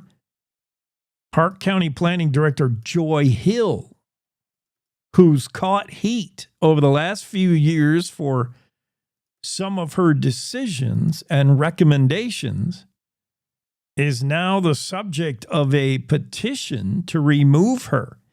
This is the 2019 Planner of the Year, according to Wyoming Planning Association. They honored Hill in 2019, Planner of the Year. We've gone from Planner of the Year to now 6 years later, and they want her out. Ooh. One of the folks that signed this petition, and by the way, I think it's got about 100 signatures at this point. It's on change.org. One of the early signers of the petition is Commissioner Lloyd Thiel. Commissioner Thiel has had issues, multiple disagreements with Planner Hill over the years. Thiel wanted to make it clear to the Powell Tribune, where I'm reading this story. Zach Taylor has it. Good story, Zach. The Powell Tribune. Thiel wanted to make it clear he signed the petition as a citizen, as just himself, not as a county commissioner. But there are signatures being gathered. Let's see. As of, it was launched April 22nd, change.org petition. And as of Monday afternoon, so 3-4 days ago, it had 95 signatures. And an effort to remove Park County Planning Director Joy Hill. She would be in charge of stuff that happens in Park County, which would include Powell and Cody, which would I presumably include Cody and the LDS temple going in. And I wonder if that's the source of most of the angst. I don't know. But interesting story from Zach Taylor, Powell Tribune. Park County Planning Director Joy Hill has gone from Planner of the Year to petition being circulated to have her removed. No comment from Joy Hill in the story What else is going on? I'm sort of sidetracked. I want to get to this day in history, but I think we can save it for a little bit later. I got Jackie Dorothy coming up. Jackie's going to talk about a couple of her stories. Maybe we can dig into this. Greg and I touched on it earlier in the show. Yeah, about this. This is a whole new change of a story. A lot different than it sounded last week when Dale Killingback wrote about it. This is the Casper woman that was shot and killed by police officers responding to her home. Last week, here's all we knew. We knew a Casper woman was shot in her home after cops responded to reports of a burglar. A lot of it didn't add up. Why do you shoot the homeowner? Where's the burglar? And what happened? All we knew from the Casper Police Department last week was that there was shots fired, there was a firearm in possession, the victim was in possession of a firearm, so we didn't shoot an unarmed person. And we had the husband, who was an estranged husband at this point. He had split up. He and Jody Cobia had split up. They were living in different residences. But the husband, in defense of his estranged wife, not yet ex-wife, said, cops just killed her. They came to the house and killed her. The husband said. He was not very happy about how it went down. He said they just flat out went to the house and shot her. Well, there had to be more to it than that. But Casper Police Department was not releasing a whole lot, obviously because they had to go through an internal investigation. DCI looked into the shooting. Casper Police Department put the 3 officers involved on paid leave while this was being investigated, but we still knew very few answers. And you could almost hear the frustration in Dale Killingback's articles, and managing editor Greg Johnson frustrated with the lack of information. Whenever journalists can't get all the info they want, they're always frustrated. You're like, you cry for transparency. Come on, what really happened, Casper Police Department? Well, now, after more careful investigation, we learn a few more things that make this look a whole lot different. Did police just go to the house and shoot somebody, as the husband said? There was a 911 call made where the caller turns out to be the victim. It was Jody Cobia who made the call herself. She told officers, there's a burglar in my home. He's dressed all in black. I don't know if she said he, but the burglar is wearing all black. The burglar is, quote, armed and dangerous. So that's what police have to go on when they receive this call at midnight. It's about 12:01 in the morning. And they respond to a home at 1623 South McKinley, expecting to find a burglar dressed all in black. Well, they knock on the door. Opening the door is Jody Cobia. She's dressed all in black. She's got a big dog at her side barking away. She's somewhat hysterical, reportedly, and she's holding a weapon. She raises the weapon at police officers at this point. Well, if you're responding law enforcement, expecting to find a burglar dressed in black, and you get there and there's somebody dressed in black, they got a gun, they got a dog, big dog. I mean, what are you supposed to do? April 28th this happened. It's looking a lot different, and now we have a lot of questions answered. Casper Police Department Captain Jeremy Tremmel gave a lot more insight, a lot more info as to what was going on with that shooting in Casper. Here's Dale Killingback talking to Wendy Core about it. A Casper woman shot and killed by police on April 28th may have lured officers to her house and provoked the shooting. In a Wednesday update about the incident, the Casper Police Department said Jody Kobia was killed in the early morning hours after police responded to a 911 call reporting an active burglary. But Cowboy State Daily's Dale Killingbeck reports that when they arrived, officers were met at the door by Kobia dressed as the reported burglar and holding a weapon. Before they could even make contact, they were met at the door by a woman with a weapon and a big dog by her side, and that the woman started shouting at them and then raised the weapon, and then she was shot by officers. The release from the department is just saying they're trying to bring clarity to the situation, and the call was about a burglar, but there was no burglar. Court records show that Kobia had been served divorce papers April 14th and that her children had been removed from the residence. Yeah, and this suddenly goes from mysterious and suspicious shooting by cops to more explained and to really sad. If you're piecing it together now and connecting dots, it's sad.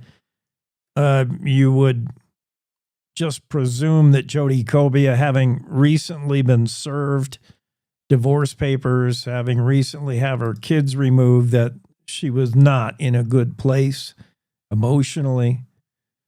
But we learn a lot more. Dale Killingback on that story from the Cowboy State Daily. What else is going on in the news? I want to save Jackie Dorothy's story for when Jackie pops on here in a moment. So, yeah, let's go to Claire McFarland. Here's another story that's being followed up about an incident that already happened. The latest follow-up we learned, the man accused of trashing the Kinnear post office. Remember that? It was actually two guys, 21-year-old Crowheart man, and he had a buddy with him, and they just like wrecked the Kinnear post office. We had photographs of it. It was just like, I don't know, drunken rage. I don't know if that's alleged, but there was blood alcohol content that was over the limit. 0.136. So yeah, that's drunk enough to do some stupid things, I would imagine. This incident happened, it was almost a month ago, right? April 9th is when first charges were filed. 21-year-old Avery Burnett is one of the dudes that allegedly tore up the Kinnear post office. The other dude is 24-year-old Omar Tillman. And the latest with this is Claire McFarland, and the headline, man accused of trashing Kinnear post office faces less time under federal charges. The last time we left this incident, the last time we left this story, we heard that the state was agreeing to step aside so the feds could charge. Because this is a post office, because this crime took place on federal property in a federal post office, you're looking at a federal offense, which is almost always comes with a more harsh punishment, but not in this case. And that's the whole point of the story. Claire McFarland says that Fremont County Attorney's Office asked permission last week to drop its felony property destruction case against Avery Burnett in favor of letting the feds take the case and prosecute. But in this case, other than being relieved of the expense of trying this case, if you're Fremont County, you're not going to get a harsher sentence in the end. Claire McFarland explains. And Claire writes, often when defendants' cases switch into federal court, potential penalties increase. It's almost always the case. But in this case, not. Different. Burnett faces penalty of up to 5 years in prison under the federal charge for tearing up the post office, whereas he'd face up to 11 years under the state's felony property destruction. So, yeah, just a rare case. Well, you're getting off lucky, Avery Burnett, 21-year-old. The state's prosecutor on May 1st also dropped felony property destruction charges for the other guy, Omar Tillman of Riverton. He was accused of being with Burnett when they tore up the place. The prosecutor's motion to dismiss cites simply, quote, the best interest of the state. It is not known as of Wednesday whether the feds will take over charges against Tillman. At this point, as of yesterday, no federal charges against Tillman had surfaced. It's unclear whether he'll face any prosecution at all. But the 21-year-old Avery Burnett is going to face federal charges. And the latest from Claire McFarland is those federal charges will not come with a heavier penalty if the state had sought to pursue the case. Interesting. That doesn't usually happen. Let's take a quick break here. We'll get Jackie Dorothy into the room right after these. Wyoming is the cowboy state. From corner to corner, there are so many stories to be told, and more cowboys and cowgirls are turning to the Cowboy State Daily News team to keep them in touch with what's happening both locally and in other parts of Wyoming.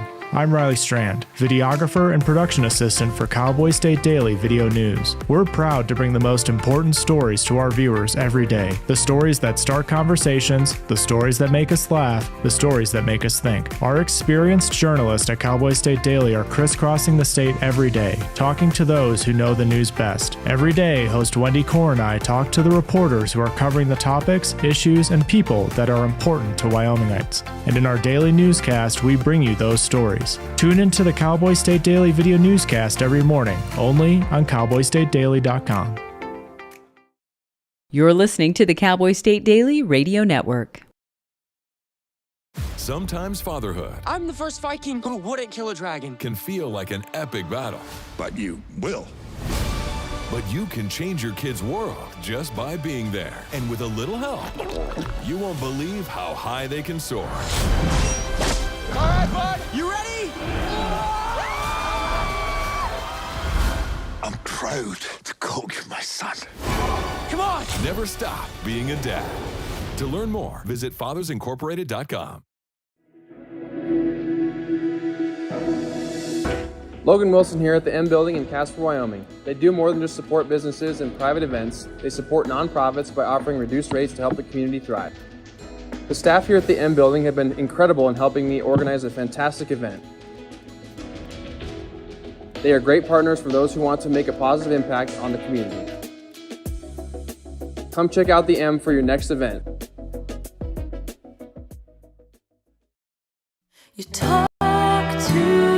In every family, small conversations can make a big impact. I grew up on tour with my parents. Kind of different, but we bonded over music just like other families do over sports, camping, or other interests. And we talked. Little everyday conversations from silly to serious that built a foundation over time. Honest conversations, like when my dad shared his experiences as an alcoholic. Your honesty about that part of your life gave me a sense of integrity that I wanted to uphold in my own life. And I was so grateful that you and Mom had become these sober, stable people who were always there for me. I wanted you to know from someone who's been in recovery more than 30 years now that hard work is what creates success, not alcohol or other drugs, whether it's music or anything else. I said it a lot, and I'm glad you took it to heart. Talk, they hear you. For more information about talking with your kids about underage use of alcohol and other drugs, visit underagedrinking.samhsa.gov.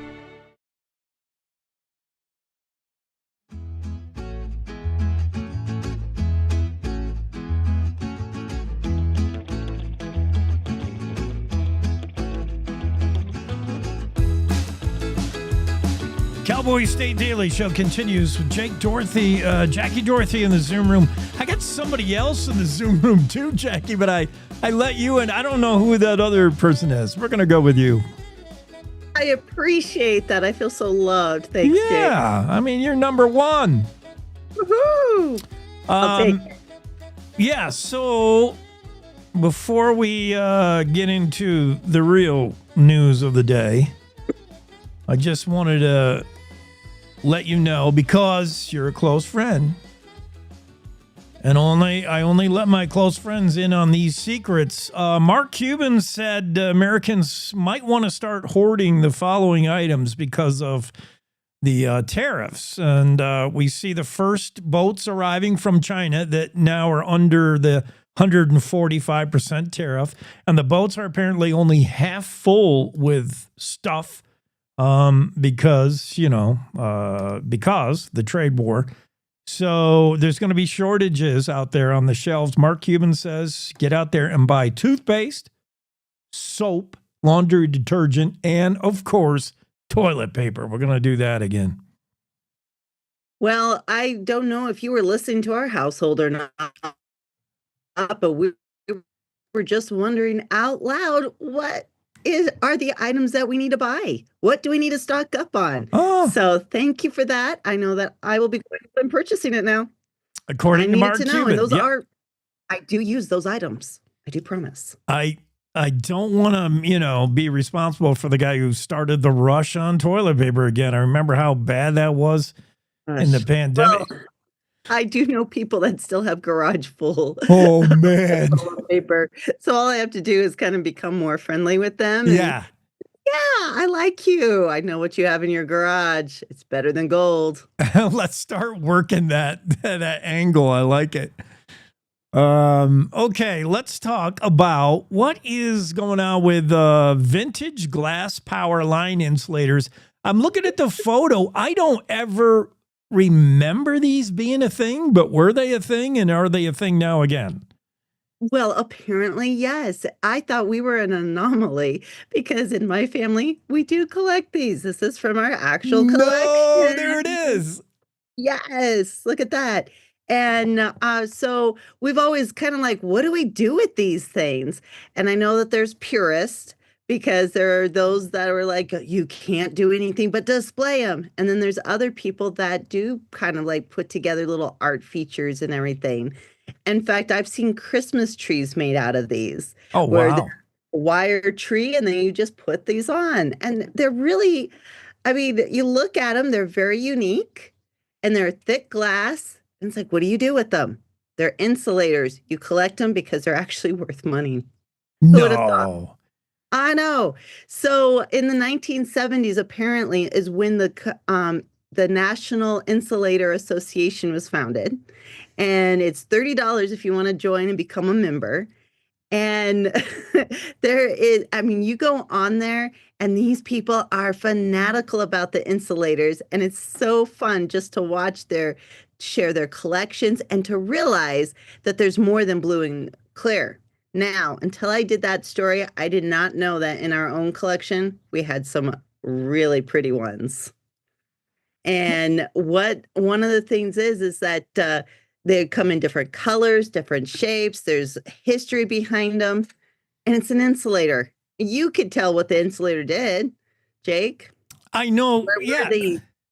I know the insulators had and have a function. I did not recognize that there was some kind of group you could join. I didn't know that people were repurposing them into art and other stuff. Did you file this story on April 1st? You would have thought, wouldn't you?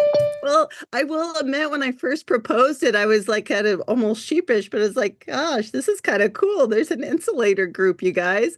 And our editors were excited about it. They wanted the story because they said, this is interesting.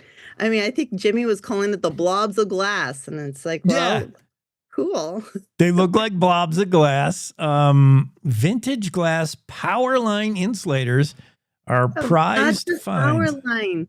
They started off with telegraphs. The very first one showed up. Oh, yeah. Your telegraphs showed up.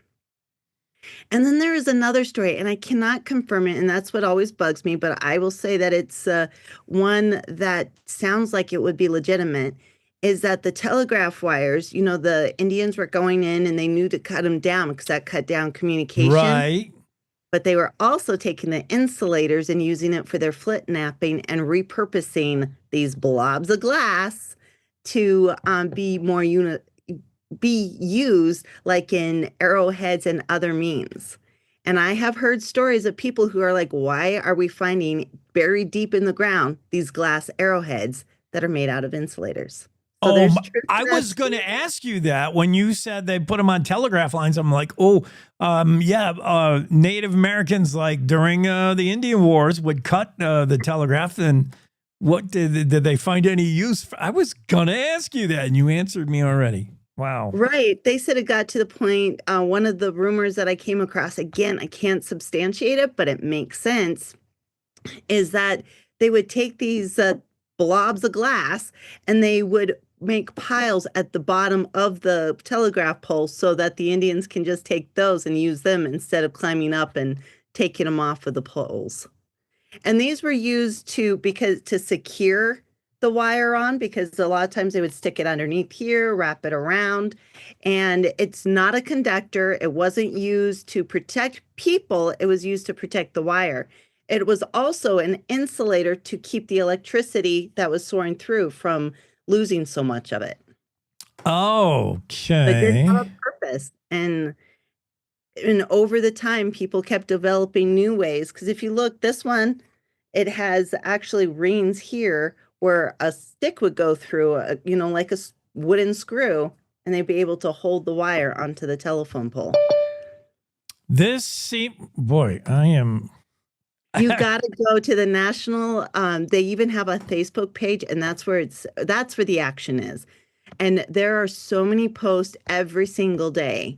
I mean, we're talking probably a dozen to 20 posts a day with people sharing their collections, asking questions.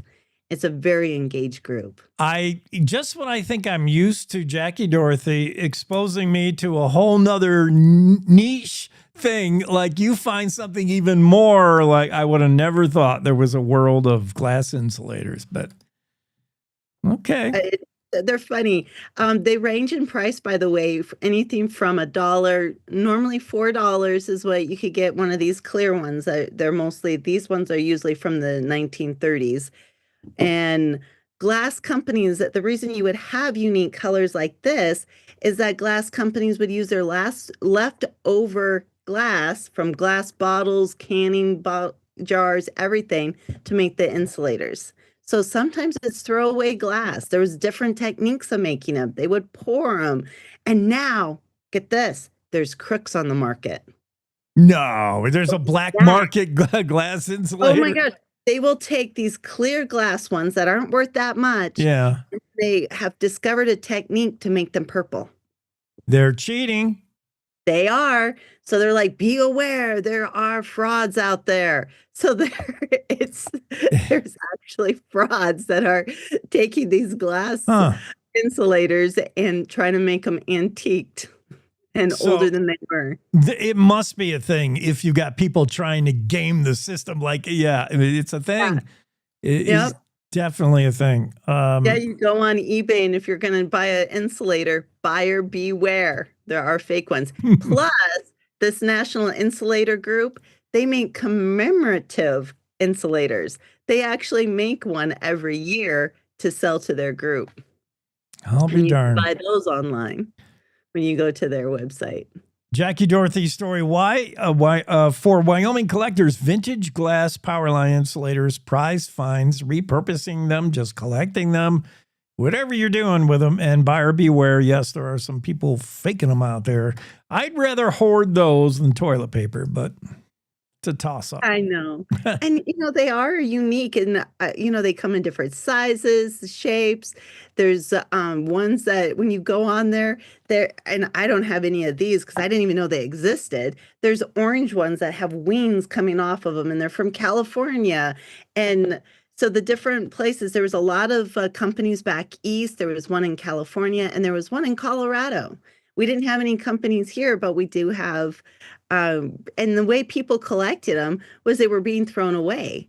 Like in my story, the Dormans, they were at Tough Creek here down the road from me, and they were camping in the 80s, and they were throwing away these clear ones. And Patsy was like, "Oh, let's go collect them." And her husband's like, "Okay, do what you say, dear." And he literally said that at first he wasn't impressed, but they've definitely grown on him, and he's a collector now too. Interesting. Mind blown, Jackie. Mind blown. All right. Have a fantastic Thursday. Thanks for the insight on the glass insulators. You're welcome. You have a great day. And when you find one, don't throw it away. I know now. I know better. Thank you. Cowboy State Daily Show with Jake continues here. We're going to take a break for top of the hour news, but we'll be back with This Day in History. It's May 8th. We'll be back with a little bit of weather forecasting and a whole lot more stories. So stay with us, and thanks for being there on this Thursday.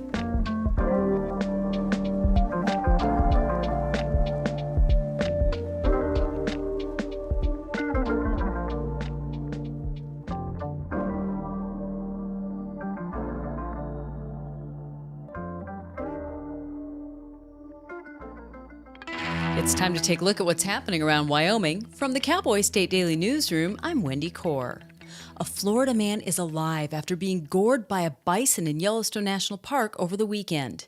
At about 3:15 Sunday in the Lake Village area of the park, a bison wounded a 47-year-old man from Cape Coral, Florida, after he approached it too closely. Cowboy State Daily's Mark Hines reports that this is the first human injured by wildlife in the park this year so far. According to what we know, somebody got too close to a bison, got into their personal space, and was subsequently hit, gored. We don't really know the nature of the injuries. It's a 47-year-old man from Florida who suffered minor injuries and was treated on site. How these things typically unfold is somebody got too close to the animal, got in their personal space, and the animal said, "No, I don't like that," and reacted accordingly. So it can't be said enough times, give animals space, especially big ones like bison that will mess you up badly in a very short period if you're not careful. Officials are investigating the incident.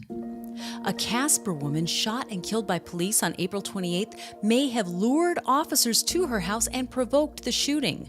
In a Wednesday update about the incident, the Casper Police Department said Jody Kobia was killed in the early morning hours after police responded to a 911 call reporting an active burglary. But Cowboy State Daily's Dale Killingbeck reports that when they arrived, officers were met at the door by Kobia dressed as the reported burglar and holding a weapon. Before they could even make contact, they were met at the door by a woman with a weapon and a big dog by her side, and that the woman started shouting at them and then raised the weapon, and then she was shot by officers. The release from the department is just saying they're trying to bring clarity to the situation, and the call was about a burglar, but there was no burglar. Court records show that Kobia had been served divorce papers April 14th and that her children had been removed from the residence. The Gillette Police Department, family, and friends of a Gillette woman missing for more than 3 weeks are asking for the public's help in locating her. 32-year-old Kelsey Johnson was last seen by a friend April 14th getting picked up by a man in an older model Dodge pickup at a trailer home in Gillette. Cowboy State Daily's Jen Coker spoke to Johnson's best friend, Jocelyn Wickard, who believes her friend may be in the Greeley or Denver area in Colorado. They're best friends, really close, always in contact. And she was concerned when she hadn't heard from Kelsey in a couple weeks. The friends got together and realized nobody had talked to her for 3 weeks. So that's when it got serious and she was reported missing. Officially, she was last seen on April 14th. But according to Jocelyn, somebody using Kelsey's phone, or it might have been Kelsey, reached out from Denver on text messaging saying they needed $20 to sleep in a thrift store in downtown Denver, she thought. And that was on April 23rd. Wickard told Cowboy State Daily she's very concerned for her friend's safety because she's not known to go off the radar for so long without contacting family or at least one of her friends. I'll be back with more news right after this. May is High Blood Pressure Education Month in Wyoming, as heart disease is our state's leading cause of death. Are you tough enough to know your numbers? Check out a blood pressure cuff kit provided by the University of Wyoming Center on Aging at your local library. Available in all 23 counties and 67 libraries. Don't be a statistic. Be tough enough to know your numbers. Learn more at uyo.edu/WYCOA. Well, over the last 18 months, reintroduced wolves in Colorado have trekked across vast swaths of that state, including one female who logged 1,230 miles between January and April. Outdoors reporter Mark Hines spoke to a research associate with the Northern Rockies Conservation Cooperative who said the female wolf's travels are impressive and she might not be finished. Colorado Parks and Wildlife, every month they put out a new map of wolf activity in the state, and there's been a lot more down south in the southern part of Colorado going all the way across the state. Turns out it's due a lot of it to one wolf. One female wolf has apparently logged over 1,200 miles in her wanderings across Colorado, and they don't know whether she's one of those wolves from British Columbia, whether she's homesick and trying to figure out a way to get back, or if she's just out looking for new territory and possibly a mate, because wolves aren't known to wander great distances. Wolves will be safe if they cross state lines into Utah, New Mexico, or Arizona. Those states have cut deals with Colorado to trap and return the wolves. But if any wolves cross into Wyoming, they're not protected here and may be shot on sight.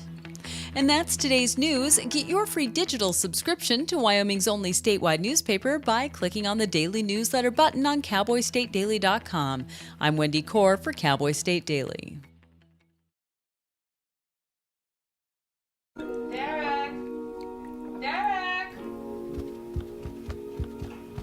Go wash up and grab your sister. Okay, but first... Where's Grandma? Hey, Mama. Ma. I'm worried about Mom. Mom? She's fine. These the ones, right, Mama? Yeah, groundlings. Sweet potatoes. Sweet potatoes. Daddy, it's salty. Grandma's just getting old. Some things come with age. And some don't. Early detection of Alzheimer's can lead to better care for your loved one. Add 2 eggs. Learn the early warning signs at 10signs.org.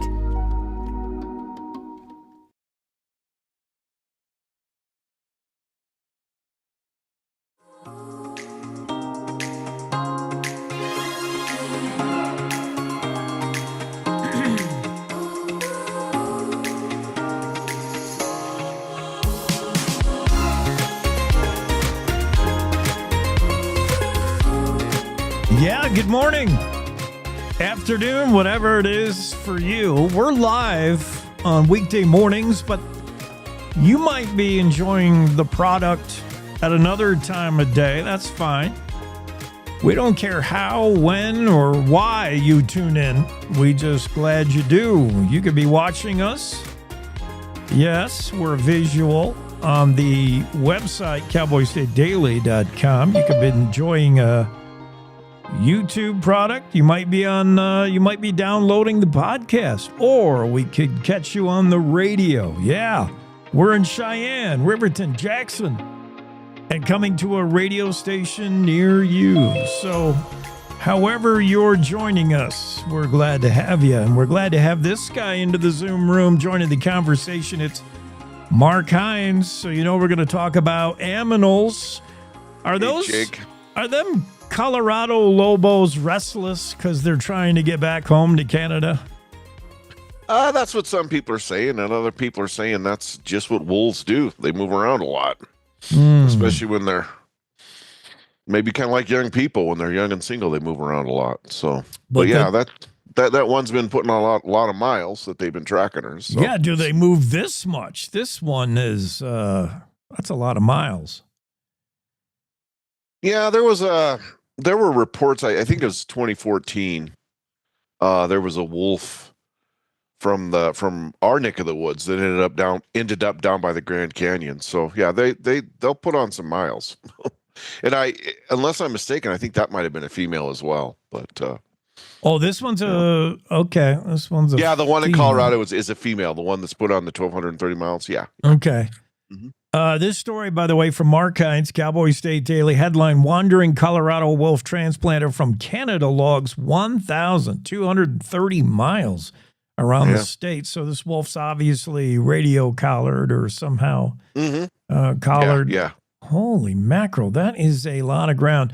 I'm surprised by this, Mark, in your story. I don't know how this is going to work, but there's some kind of an agreement with neighboring states, Utah, New Mexico, or Arizona. If these transplanted Canada wolves in Colorado leave the state, that they'll be caught, captured by Utah, New Mexico, and Arizona, and put back. How's that going to work?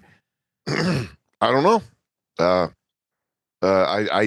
They did not cite any examples of it happening yet, but that is reportedly what is going to happen, what is supposed to happen. And I think it's under the auspices of keeping a buffer zone between the the gray wolves and the Mexican gray wolves.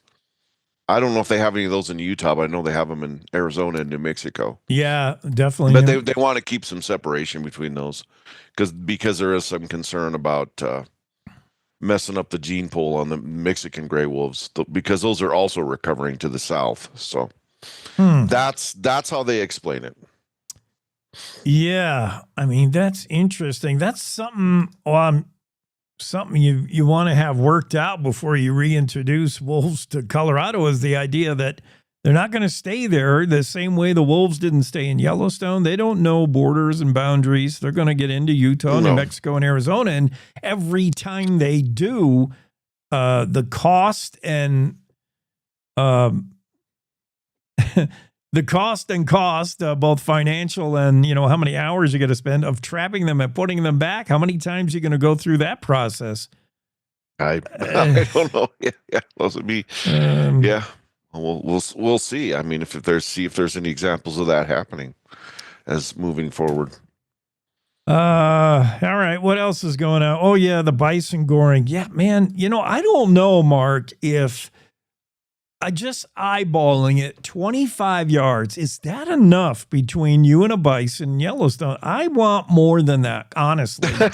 I personally seriously would. I personally would as well, but that's the official word from the Park Service. And it's not like there's any shortage of signs. And there's even that phone app they came out with last year where it'll alert you on your phone if you're too close. But, some folks just, despite the best effort, some folks apparently just want to get closer than that. But I think you're right. 25 yards seems awfully close to a big old bison. Yeah. I mean, it's suggested 100 yards for animals with teeth, like a bear or a wolf. But bison, by the numbers, by the actual track record and experience, bison are more likely to cause trouble than that seems to be the one that seems to be the one. For some reason, that's the one everybody wants to run up on. I don't know why. Yeah, I couldn't tell you what it is about bison that makes people want to go take a selfie with them. Even 100 yards from a bear, that sounds awfully close to a grizzly too. I don't think I'd want to be much, but believe me. Yeah, the Park Service is giving very conservative estimates of how far away. I would double that, honestly, if you're talking about bison, especially 25 yards. Not much. They can run. They don't look it, but they can run fast. Oh yeah, if they want to get up and they can get up and boogie. Yeah, they can. Yeah, I don't know if this is quantity or quality why you see so many. Are people really want the selfie with the bison more than the bear, or do they just encounter bison more? There's a lot of bison in the park. You could spend a day in Yellowstone, never see a wolf or a bear, but you'll see bison. Yeah, there are, and it seems to me as though they hang out more. I mean, they're just kind of there more, but yeah, I don't know. I don't know what possesses people to do that. Let's go pet the fluffy cow. But yeah, I mean, we laugh about it because this guy from Florida who received the goring, he received minor injuries. He was not a fatality, not serious, but could very well be serious. Yeah, it is a serious matter. I mean, it's talk about an animal that, you wouldn't want to get hit by one. It's not something you want to do. 2 reported gorings in 2024 in Mhm. Yellowstone. 1 in 23 was a serious one. So we're off and running here, May 4th. Yeah. If you had that on your Bison Bingo card, you're a winner. If you're the guy Mhm. from Florida on the wrong end of the goring, you're not probably a winner. Your story about, Grizz 1058, that's now 2 of the quad litter. Correct. Yeah. From Grizzly 399 that is no longer with us. That's sad news. And it's another. Yeah, that was probably the height of her fame. Yes. You know, our especially our friend Tom Mangelson back in that, you know, that summer and fall of 2020 when she had those quads with her, that really put her on the map, you know, and him, you know, all the photos and some of the video that he got of her when those quads were little. Really, I mean, she was famous already, but that really put her over the top. And now, you know, of course, one of those, I think it was 2022, one of the male cubs was killed by wildlife officials for, you know, they reported that it was getting in trouble, and then we just had another one hit by a car. So yeah, people are upset about that. I mean, that's half of that litter gone, along with Mom, who was, you know, last year was struck and killed by a car. So Yeah, going back to 2020, Grizz 399 was pretty well known for her hanging out by the road where a lot of photographers could get a shot at her. She was known for her age, which was pretty. She was an old dame. You don't usually live that long as a Grizz, you know, outside of captivity. But yeah, that litter of quads. I remember that spring. You know, the wonder from wildlife photographers was, would she even emerge? Like, she could very well have died in the den and we'd never see her because she was that old. If she emerged, would she be with cub? Because she really churned them out even before then. Yes, and she did. If she was with cub, maybe 1, maybe 2. A triplet would be like unheard of. Quads, are you kidding me? Has that ever been done? Man. Yeah, that was... Well, to her credit, she raised all of them to maturity. I mean, you know, she got them all to that 2-year mark where they got their independence, and then, but since then, 2 of them have died. So, as we get to this Sunday, Mother's Day, this was the mother of bears for sure. Yep. And noted for the way, you know, she was such a good mother. Taught the cubs. Although she had the 1057, I guess, didn't get the message. That was the male that got in trouble. But 1058 had learned probably that being along roadside was the place to hang out. And unfortunately, that's not often the case with people just distracted driving. Who knows? But are we fairly sure that this was a motor vehicle accident that killed 1058? That's what they're saying. My understanding is they found the carcass of the bear. Apparently, it made it to a patch of willows and died there. And they estimated a number of days. They didn't give an exact time, but they estimated that it had been struck by a vehicle a number of days before, went in there and succumbed to its wounds, and then they found it. So yeah, they're pretty sure it was a vehicle strike. And the one thing that gets me about these, man, that would mess your vehicle up.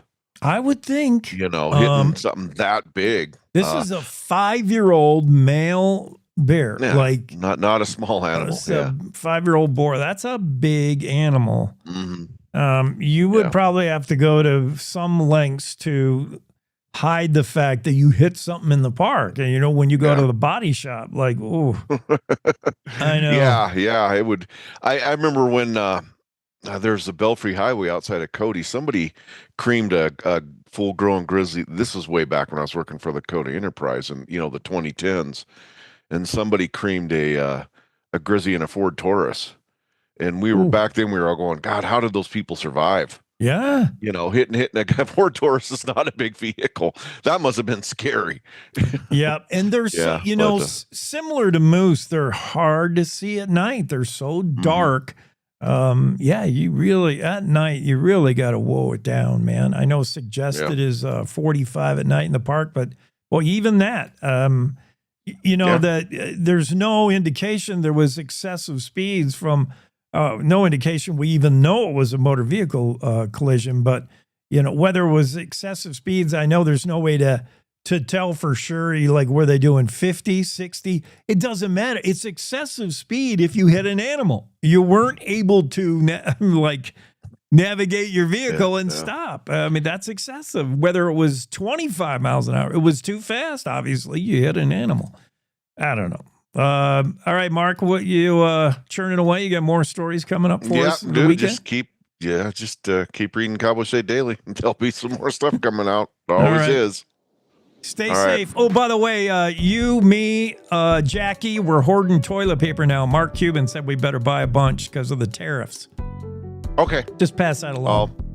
I'll keep that in mind. Thanks for the tip, Jake. Have a good one. I want to treat my friends like friendly. Get that TP before it's gone. All right. Have a good one. All right, you too. Cowboy State Daily, Mark Hines. Yeah, we're starting this toilet paper hoarding campaign. Thanks to Mark Cuban. We're going to do that again. Can you believe it? Let's take a quick break on the show. We'll be right back with more, including special guests. Yeah, I'll lay it out for you, and we'll do this day in history right after these. You're enjoying the Cowboy State Daily Show with Jake. Back in a moment.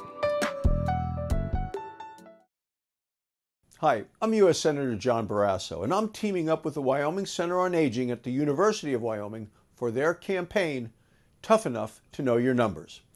May is National High Blood Pressure Education Month. It's a good time to learn and educate yourself on maintaining a healthy blood pressure. Hypertension or high blood pressure is when the force of the blood going through your blood vessels is consistently too high. If untreated, this can cause all sorts of major problems, including heart disease, a heart attack, or stroke. Now, you can help control your high blood pressure by staying active, keeping a healthy diet, and knowing the proper use of medications if needed. It's worth knowing your blood pressure numbers and talking with your healthcare provider about what is best for you. Are you tough enough to know your numbers? You can check out a blood pressure cuff kit in all 23 counties and 67 libraries across the state of Wyoming. This is the Cowboy State Daily Radio Network.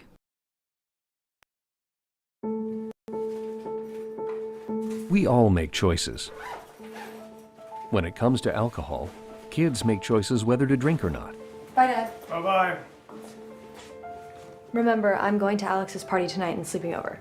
Have fun. Hey, have a seat for a second.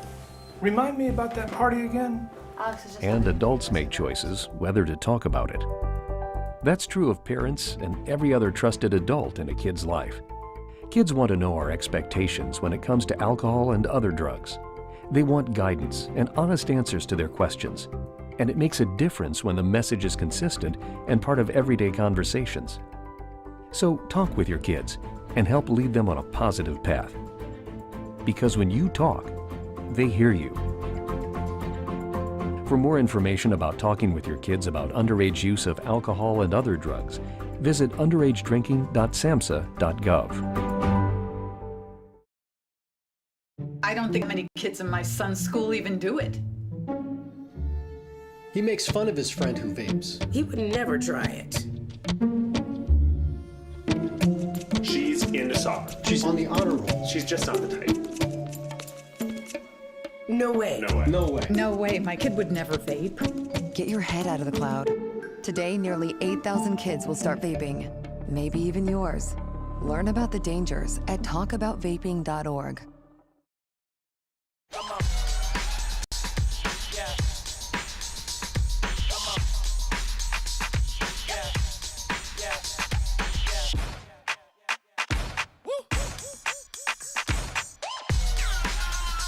You're not going to get it all right.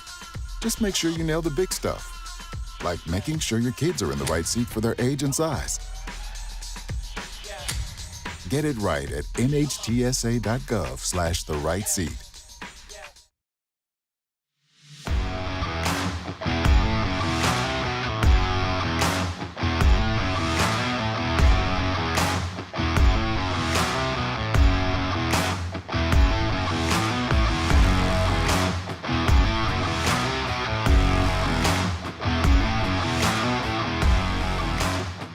Yes, sir. It's May 8th, and it's the Cowboy State Daily Show with Jake. What happened on this day in history? You're never going to believe it. It'll sound made up, but it ain't. Oh, by the way, they just announced the Wyoming Cowboy Hall of Fame 2025 inductees. And I know a few of these cowboys. We'll go through the list today a little bit later, but congrats. Wyoming Cowboy Hall of Fame and the 2025 inductees. The list is out, and we know who's in. Some deserved cowboys.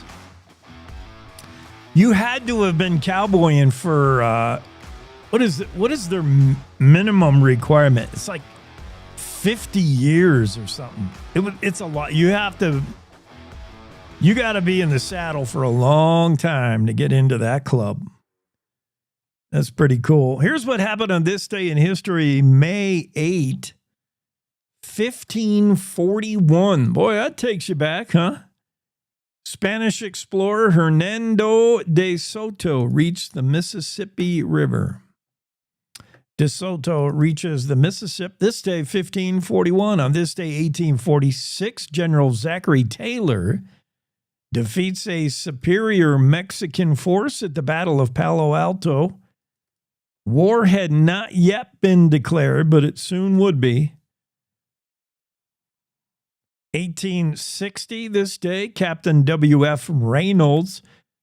That expedition left Deer Creek. They followed the Wind River to its headwaters, and then crossed the divide into the headwaters of the Yellowstone. Reynolds, if I had to come back, if I could do reverse karma and come and return to the world, return to life as somebody in the past, I would love to be Captain W.F. Reynolds. Reynolds led several expeditions back in the 1860s when the stuff he saw, he was likely the first white person to see a lot of it. Just fascinating time in history in Wyoming and the West. 1860, Captain Reynolds' expedition left Deer Creek on this day. They would follow the Wind River all the way to its headwaters and then cross the divide into the headwaters of the Yellowstone. Oh, a time to be alive and be on that expedition. This day, 1868, Union Pacific completed tracks to Fort Saunders. This day, 1877, the first Westminster Kennel Club dog show opened. Boy, there's a lot of history behind that Westminster Kennel Club dog show. Still going on today. First one was this day in 1877. On May 8th, 1880, a soft drink bottling plant opened in Laramie. No word on what soft drink was made there, soft drink or drinks. I wonder if I further Google it, would I find out?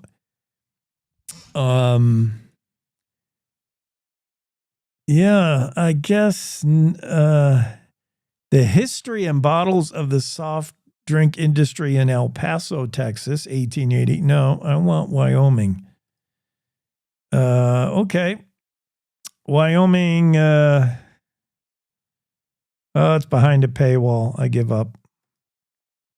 That's all we'll have to know about that. 1915, this day, earthquake occurred in the northern Yellowstone National Park, up in the north part of the park. Earthquakes, common occurrence in Yellowstone, smaller, medium ones.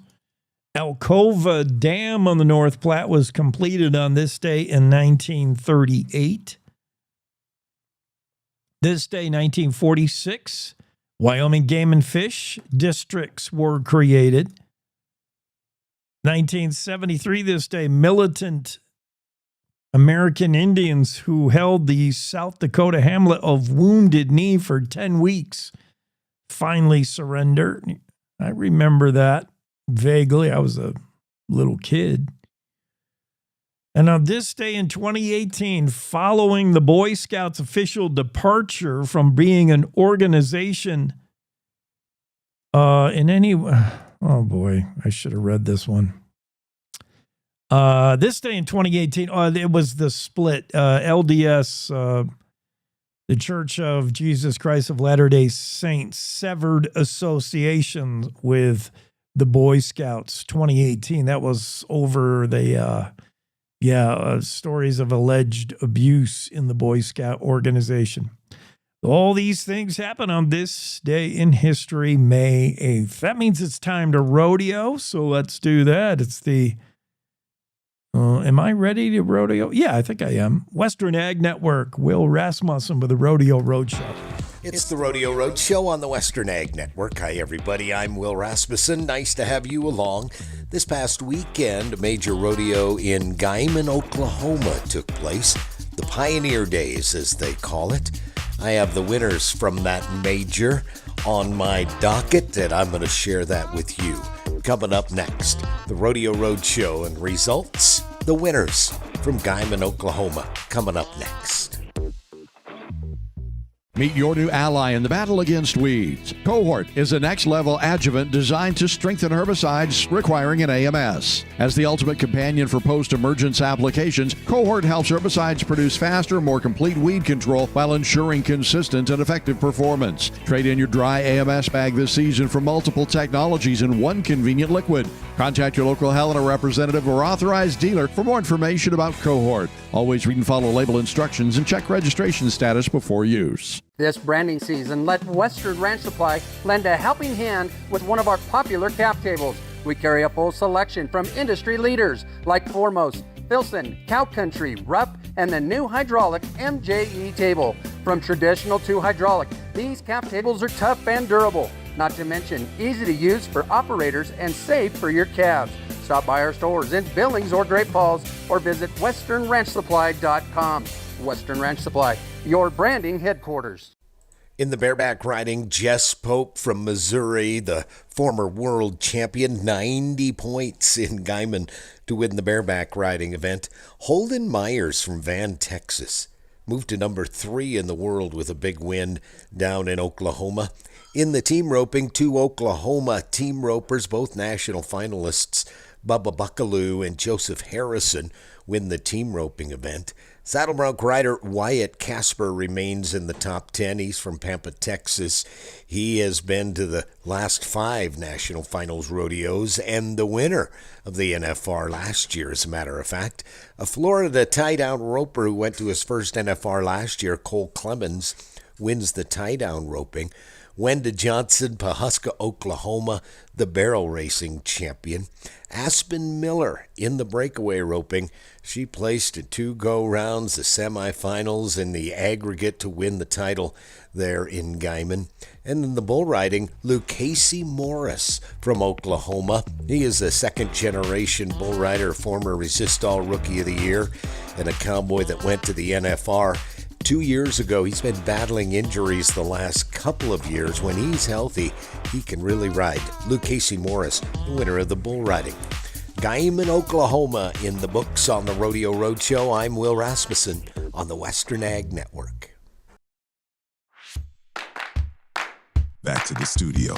Cowboy State Daily Morning Show with Jake continues. Yeah, we're back to it, and I'm looking at the latest update from the Vatican Papal Conclave. Live updates. It was black smoke again for the second round of voting. Still no new pope. Black smoke on round 2 of voting. As I mentioned with Greg Johnson earlier today, we were talking about cats knocking stuff off of surfaces.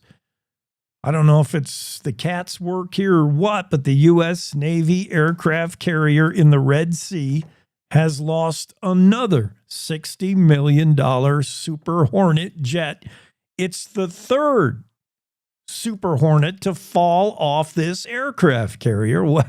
Whoever is is it captain? Who's like the captain of the ship in the U.S. Navy? Like, yeah, it's the captain, right? Whoever's the captain of the USS Harry Truman, I got a feeling this dude's going to be losing his job soon, or is going to be asked to step down, or is going to get stripes torn off his shoulder or something.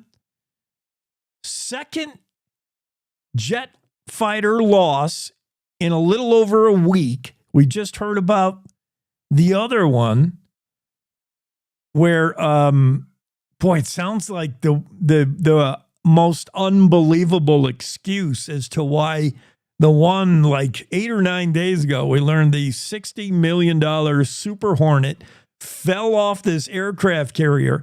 And the reason given by the Navy was the aircraft carrier was taking sudden and evasive maneuver against drone attacks from Houthi rebels, Yemen Houthi rebels.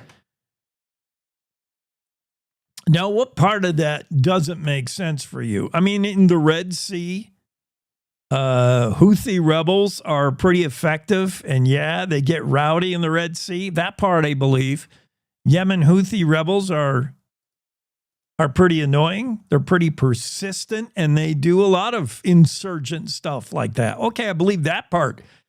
It's the aircraft carrier taking sudden evasive maneuver. It's an aircraft carrier. I mean, we're not talking about whatever smaller boats there are. I'm trying to think about the game you play when you sink my battleship. Battleship. Like, what's the small one that's really hard to hit? Battleship, the game. The aircraft carrier is the slowest moving thing in the ocean. How much of a maneuver could it make that it would wiggle a jet off the deck? I can't imagine if you're a dude standing on the deck of this aircraft carrier that it can make any kind of maneuver that would cause you to even stumble or sway or realize the boat was moving. And yet somehow this $60 million Super Hornet rolled off the deck 8 or 9 days ago because rebels were shooting at it and it was trying to get out of the way. I mean, an aircraft carrier can't get out of the way if it's of itself. I'm looking up Wikipedia. I'm trying to see the pieces that are in the game Battleship. Okay, you got your destroyer. Yeah, that destroyer's like a maneuverable. Your battleship, which is less maneuverable. The battleship's pretty big. He's like four squares long. The carrier is 5 squares long. That's the biggest ship you've got in the game of Battleship. And then you got your submarine. He's 3 squares long. Destroyer, that's the one. A destroyer is only 2 squares long. He's really hard to hit when you're playing Battleship. You're more likely to hit that carrier, the aircraft carrier, first. He's easy. He's 5 squares. He can't barely move. That's the whole point of the game Battleship, the aircraft carrier, big and lumbering. Milton Bradley designed the game in 1967. We've all played Battleship, right? Oh, you sunk my battleship. But it was that little guy, the destroyer. He's only 2 squares long. I could believe a destroyer taking nimble maneuvers, trying to get away from the Houthi rebel drone fire. That I could believe.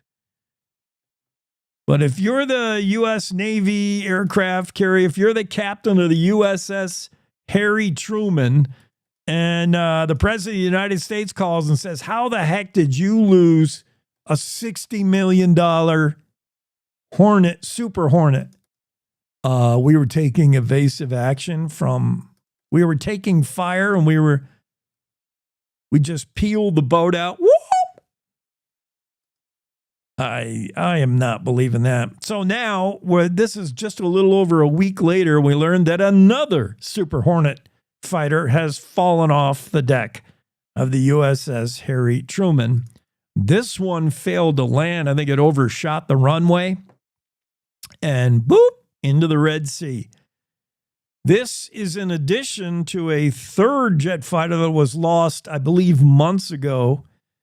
So that's now 3 Super Hornet jet fighters on the bottom of the Red Sea somewhere. That's $180 million of airplane, and we're not even in any kind of a conflict over there in the Red Sea. This Harry S. Truman is just supposed to be patrolling around looking for pirates. And we've lost 3 aircraft carrier. Three aircrafts off this carrier. Could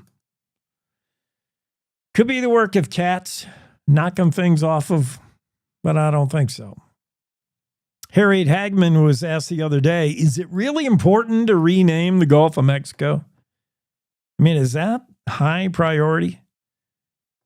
It was a Colorado Democrat who sparred with Wyoming's U.S. House representative. It happened on Monday. A Democrat is, who was it? I had the name right in front of me, and now U.S. House Rep Joe Neguse. Probably not saying that right. Maybe we could play Claire's thing and she'll pronounce it correctly. But House Rep Joe, we'll call him, from Northwest Colorado, cornered U.S. Rep Harriet Hagman from Wyoming and said, how high priority really is the whole renaming of the Gulf of Mexico to Gulf of America. And I thought Hageman had a good, and by the way, we're going to have Harriet Hageman on the show tomorrow. I can't wait.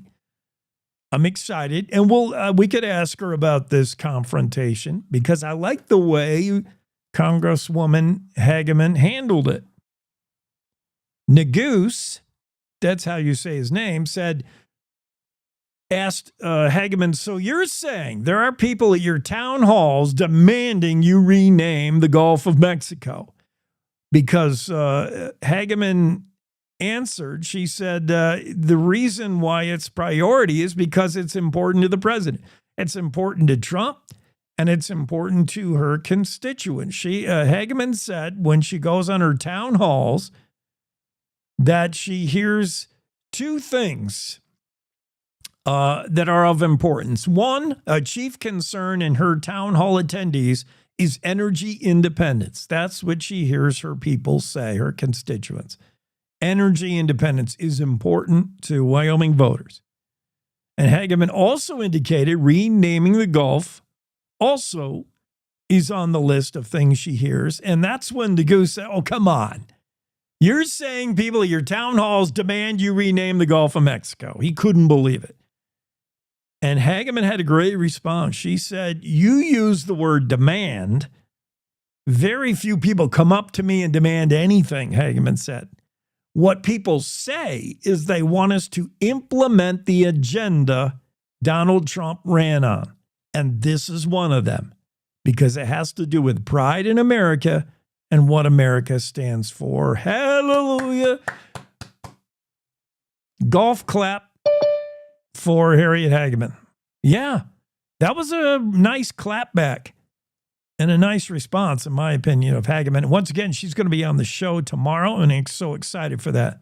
Let's take a quick break. I'm going to get a grizzly bear guy expert into the room. We're going to talk Grizz in California. Yeah, right after this. Want to stay in touch with what's happening around Wyoming? I'm Wendy Core, host of the Cowboy State Daily video newscast. From Mountain View to Upton, from Jackson to Cheyenne, our reporters are out there finding and telling the stories that matter. Every day, I talk to the talented journalists who are covering the topics, issues, and people that are important to Wyomingites. And in our daily newscast, I bring you their stories. Tune in to Cowboy State Daily video news every morning, only on CowboyStateDaily.com. Wyoming is a big state, There are so many stories to tell, and here at Cowboy State Daily, we pride ourselves in bringing those stories to you every day. I'm Riley Strand, videographer and production assistant for Cowboy State Daily Video News. Every day, host Wendy Core and I talk to the experienced journalists who are covering the topics, issues, and people that are important to Wyomingites. And in our daily newscast, we bring you their stories. Tune in to Cowboy State Daily Video News every morning, only on cowboystatedaily.com. You're listening to the Cowboy State Daily Radio Network. Who can you turn to for news you can trust? Your local TV and radio broadcasters. You trust us to keep you safe during times of crisis and to deliver the weather, sports, and entertainment you rely on every day. We bring you the facts you need to make decisions that matter. And as misinformation floods social media, you can trust your local stations to deliver the truth. Text TV to 52886 and tell Congress you rely on your local stations for trusted news. You handle the healthcare, we'll handle the marketing. In need of a spark for marketing your medical practice? Loom Studio provides creative and strategic healthcare marketing that illuminates the path to bigger and better experiences for your business and your patients. We specialize in branding and design, social media, website design, SEO and SEM, not to mention content creation, public and media relations, and marketing metrics to ensure you're getting results. If you're looking to increase your patient engagement and retention, enhance your community impact, and streamline your marketing efforts, our team is ready to help you achieve your goals. Contact us today and learn more at loomstudio.com.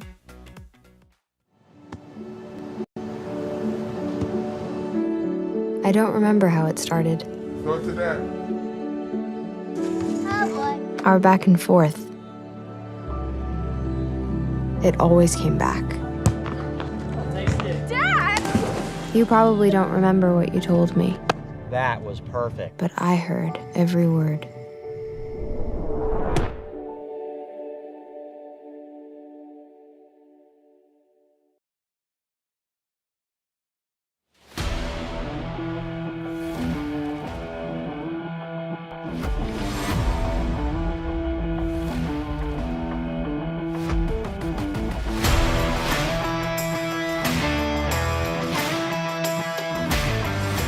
Cowboy State Daily Show with Jake continues on a Thursday. We're going to talk grizzly bears, the golden bear of Colorado. We're going to talk Grizz. We know a thing or two about grizzly bears here in Wyoming, Peter, and you know way more than we'll ever know about grizzly bears in general, animals. We're going to tell you why you should know this guy. Peter Alagona, is that how you say your last name? It is, Jake, yeah. Peter is, before we get to Grizz and California, I do want to talk about the accidental ecosystem, people and wildlife in American cities. That's a release in 2022. I haven't had a chance to read it, but I did learn of it, and I'm fascinated by the topic. First, tell me what is your background? What is your expertise? I know you're a self-described environmental historian. I don't even know what that means, but I can sort of guess. What is it you have done and do? Are you still teaching at UC Santa Barbara? I don't know. Catch us up on you. Well, Jake, first of all, thank you so much for the opportunity to come on the show this morning and to speak with you and your audience and to talk about some of my favorite topics. Yeah, I'm a faculty member down here at UC Santa Barbara in Southern Central California. I'm an environmental historian by training, which means that I study the relationships between people and the natural world over time. And my focus for many years now, for over 20 years, has been the relationship between people and the animals that we in modern Western societies tend to call wildlife. And so I've worked on a lot of endangered species and conservation issues. As you said, I wrote a book that came out in 2022 on urban wildlife, which is a really fun and interesting topic. And I've also, for about the past decade, been conducting research and working with collaborators in California, around the country, and actually around the world on this issue of the California grizzly bear. Before we get to the California grizzly bear, my mind was blown to learn something from maybe the biggest takeaway from that 2022 book, The Accidental Ecosystem, is today in U.S. cities, more wildlife is in U.S. cities than were in, in the past 150 years. What attracts wildlife to urban settings? And when that happens, obviously, that means that somehow wildlife has learned to adapt to U.S. cities and use them for their benefit. I don't know if humans have necessarily adapted to the presence of wildlife. You hear about coyotes in New York City. You hear about, really? Are wildlife moving into the cities? And well, I think that your audience is probably well aware of a really good piece of advice, which is that you should never underestimate an animal, right? But I think that ecologists, academics, scientists who study this often have underestimated animals. If you go back just a few decades, I think that most ecologists thought that cities were not very interesting places to study. They didn't have a lot of animals. It just wasn't really on the radar. But really, since beginning, sometime shortly after World War II, but really increasing a lot over the last several decades, more wild animals of more kinds have been popping up in more cities, in more places, not just in the United States, but in many places across the world. And this was something that was not predicted by the science. This is something that was not predicted by managers or officials. And so it's caught a lot of people by surprise. But it's real, it's happening. It's not happening with all species. Only some kinds of creatures can really succeed in a city. But it is happening in a broad way, and it brings up a whole lot of really interesting questions about the future of people and wildlife. And it definitely highlights the importance of cohabitating. Your work centers a lot on what happens when humans share space and resources with other species. And I noticed, I don't know if I'm noticing this in particular, if it's true, you tell me. I noticed you don't use the term wildlife or animals very often. I see you sometimes refer to wildlife as non-human creatures. Why is that? Is that intentional? What are you doing? This is something that sort of comes out of historical study. So I do use that term, but it's important to remember where it came from. The term wildlife is actually pretty new. It's a 20th century term. If you go back and read, materials from before about 1920, you often actually see the word used as two words or with a hyphen in the middle. And the term wildlife really became a thing along with the emergence of wildlife management as a field. And so the very idea of wildlife in some ways is related to the notion of managing wildlife, which is really important, obviously, but has its own sort of peculiar history. And I think that it's also important to remember that in a lot of other cultures around the world and through time, the notion of non-human animals has been thought of really, really differently. In many indigenous cultures, in California and parts of the North American West, for example, there is no word for wildlife. But the word person refers to a wide range of beings that don't just include humans. And so that's just one example of the ways in which different cultures and societies over time have thought about these issues. All right, so let's move to your jam now. This is where you're at now, the California Grizzly Research Network, not an advocacy organization, not political. You don't get into policies or management. You're just a diverse group of researchers, educators, and what you're learning. And you can highlight a couple of the things you learned that were mind-blowing because since studies of 2016, it's shown that almost everything we thought we knew about grizzly bears in California is wrong. Pick out a few of those things, why they're wrong. And by the way, grizzly bears in California, oh my, might be the response. But there was a time when that was a hotbed of the grizz. I mean, look at the state flag, for instance. That's right. Yeah, that's right. Talk a little bit about the history of the grizzly in California and how we got from there to here and why a lot of that along the way, we we're kind of wrong about some of the stuff about the grizzly bear in California. Yeah, I started working on this around a decade ago, Jake, because people were asking me a lot of questions as someone who was supposed to know about this that I really couldn't answer very well. And when I went back to the literature, I realized that some of the state-of-the-art research on California grizzlies had been published many decades ago. As a matter of fact, the key kind of book that people still refer to today was published by the University of California Press in 1955, if you can believe that. And so back in 2016, I put together a group here at UC Santa Barbara just to do some research and learn more things about this species, given new data and methods and new kinds of scholars involved. And over the next several years, we learned really kind of very much to our surprise that we weren't just filling in gaps in an old story. We were kind of telling a new story. And I think that, the question that's come up more recently is that story over, or is there a new chapter in it? And we can talk a little bit about that. But I'll just tell you a few really interesting facts. One is that prior to European colonization, California probably had more grizzly bears than any current U.S. state other than Alaska, maybe with the exception of Montana, but similar. The estimate for California in 1769, at the beginning of the Mission era here, is that there were something like 10,000 grizzly bears in the state.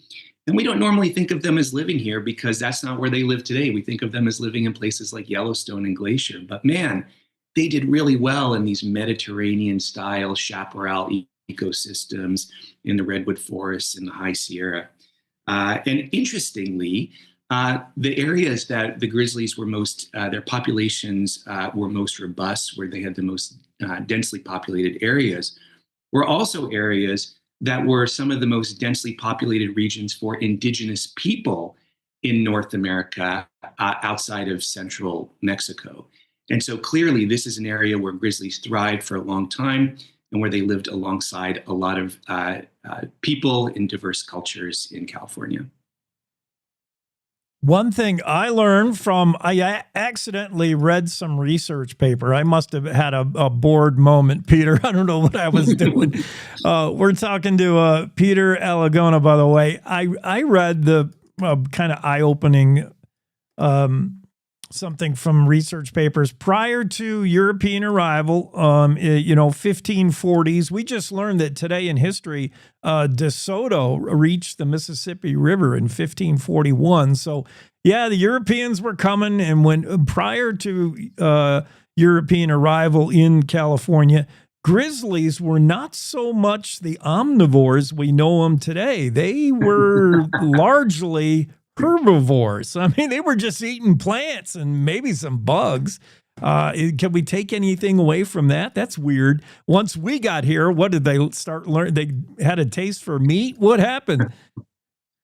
Well, if you look at, listen, we have a kind of image, many of us, of the grizzly bear as an apex predator, and it can certainly play that role. It does play that role in some ecosystems. And if you look around the world at brown bears in general, same species in Europe and Asia, we call them grizzly bears in most of the North American West. They have a wide range of diets. In California, the bears actually have very similar diets to what people were eating here for centuries or millennia. One of the really cool things about doing a project like this today, as opposed to decades ago, is that we have new methods. And we were able to use a method called stable isotope analysis, which is based on the idea that you are what you eat, and the nutrition that you take in leaves a signature in the fundamental elements in your tissues, in your bones, in your flesh. And so what we can do is we can go back and look at specimens that are held in museums of animals and use this process to try to figure out what they were eating, where they were getting their nutrition. And we did this for 57 specimens of California grizzlies that we were able to collect from museums here in the state and around the world. And what we found was that prior to European colonization, on average, California is a very diverse state ecologically, so this must have varied from place to place. But on average, grizzly bears in California prior to European colonization were something like 80 to 85% vegetarian, herbivorous. After European colonization, the percentage of terrestrial protein in their diet went up. Why was this? Well, it was really two reasons. One is that the Spanish arrived here and they flooded California with livestock. The missions went from having a few dozen head of livestock in the 1770s to something like 500,000 head, free range, no guarding, no fences, nothing like that by the 1830s. And so animals, all kinds of different animals, from coyotes to condors, we can see that they were benefiting from livestock that was dying on the range, scavenging carcasses, doing this sort of thing. And grizzlies certainly did that too. So colonization, in many ways, didn't just change the ecosystems in California. It really changed what the bears were, what it meant to be a bear, and even what they were made up of in their flesh and bones. Wow. So this is age-old rancher grizzly bear conflict we see today in Wyoming. Yeah, I guess the elephant in the room, or the bear in the state, is the $64,000 question. We just had a story the other day in Cowboy State Daily about could the grizzly bear be reintroduced into California? It's homeland, I guess. California Grizzly Alliance has such a vision. What would be your thought? Could we even do it today? Because we know when grizzlies and mankind try to share the same space, it doesn't always go well. Whose responsibility is that? And could we ever see a grizzly bear in California? Would it work? So this is a really challenging time to be talking about this, because the institutional capacity for dealing with these things is being pretty rapidly diminished right now, as I think many of us know. But here's what I would say is that the reason we're talking about this now is that our group produced a feasibility study that you can find on the California Grizzly Alliance website that sort of brings together a lot of this work that we've been doing over the past 10 years and makes it accessible for folks, anybody who's interested. And so I would encourage your listeners, if you are interested, to go and check that out online. You can download the PDF. What we found in our work, based on ecological modeling of suitable habitat and potential space use and population viability, all these wonky things, is that California almost certainly contains plenty of suitable habitat to support between 1 and 3 populations, sustainable populations of grizzly bears. The question is whether people support this, whether we have the institutional capacity to really deal with this and make it a safe and successful program. And what I would say is that right now, some communities are struggling in California with issues around black bears. Black bears are really different in many ways than grizzly bears, but they provide us an opportunity to really think about the kinds of things we would want to do to be able to welcome back some of those large carnivores and omnivores into our system that we've lost in recent years, or over the decades, I should say. One thing I will say, and this goes out to you and your listeners, is that California has the benefit now, as we start to think about this for our future, of learning from the amazing work that people have done in places like the Northern Rockies, in places like Montana and Wyoming, but also in places like Europe. Europe has something like 10 times the number of brown bears, what we call grizzlies here, as we do in the lower 48 US states now. It's not always super easy, but people there are working really hard to find ways to live with them in places like Spain and Italy and Greece and Bulgaria and Scandinavia. And so we have the luxury, I would say, of being able to learn from the hard work that's been done over the last several decades by folks in places like your neighborhood up there in Wyoming. Well, unfortunately, we're out of time. We have so much more left to unpack. We might have to have you on again, Peter. I would love it. Thank you so much. In Wyoming, we're just fascinated when you just say grizzly bear and you got us, man. That's a long conversation. Could the golden bear, return to its old stomping grounds, California? That's just one of the questions. Peter Elagona, professor of environmental studies, UC Santa Barbara, and heading now the California Grizzly Research Network. Maybe one day the Actus horribilis, maybe it returns to California. You never know. Hey, thanks. You never know. It's worth talking about. It's worth asking the question, and I appreciate the opportunity to discuss it. You bet. Thanks for coming on, and we'll reach out. We got to have you on again. Thanks so much, Jake. You bet. Thanks, Peter. We got a break. Top of the hour news. Let's do that right now. It's time to take a look at what's happening around Wyoming. From the Cowboy State Daily Newsroom, I'm Wendy Core. Wyoming has a shot not only at becoming one of the nation's leading uranium suppliers, but it may yet capture some or even all of the manufacturing processes associated with turning uranium ore into nuclear fuel rods. That's called a value chain in industry lingo, and Cowboy State Daily's Renee Jean reports that it's worth multiple millions, if not billions of dollars, if Wyoming is successful. So often we are mining a resource and then sending it somewhere else where all of that value happens, all of that economic development happens somewhere else far away from Wyoming. But with nuclear power, we have a shot at capturing more of that chain than we normally do. There are two states that are really taking the lead in nuclear power, and they are Wyoming and Texas. If we pulled it off, if we had the whole enchilada, it would be worth multiple billions of dollars in state tax revenues. Uranium Energy Corporation's executive vice president told Cowboy State Daily that, as he sees it, conditions in Wyoming are right, both politically and commercially, to at least explore the possibility of bringing nuclear fuel manufacturing to the state. The Casper City Council took its first step Tuesday to get out of the massage therapy regulation business, voting unanimously to repeal language associated with it in its ordinance that regulates businesses affecting public health.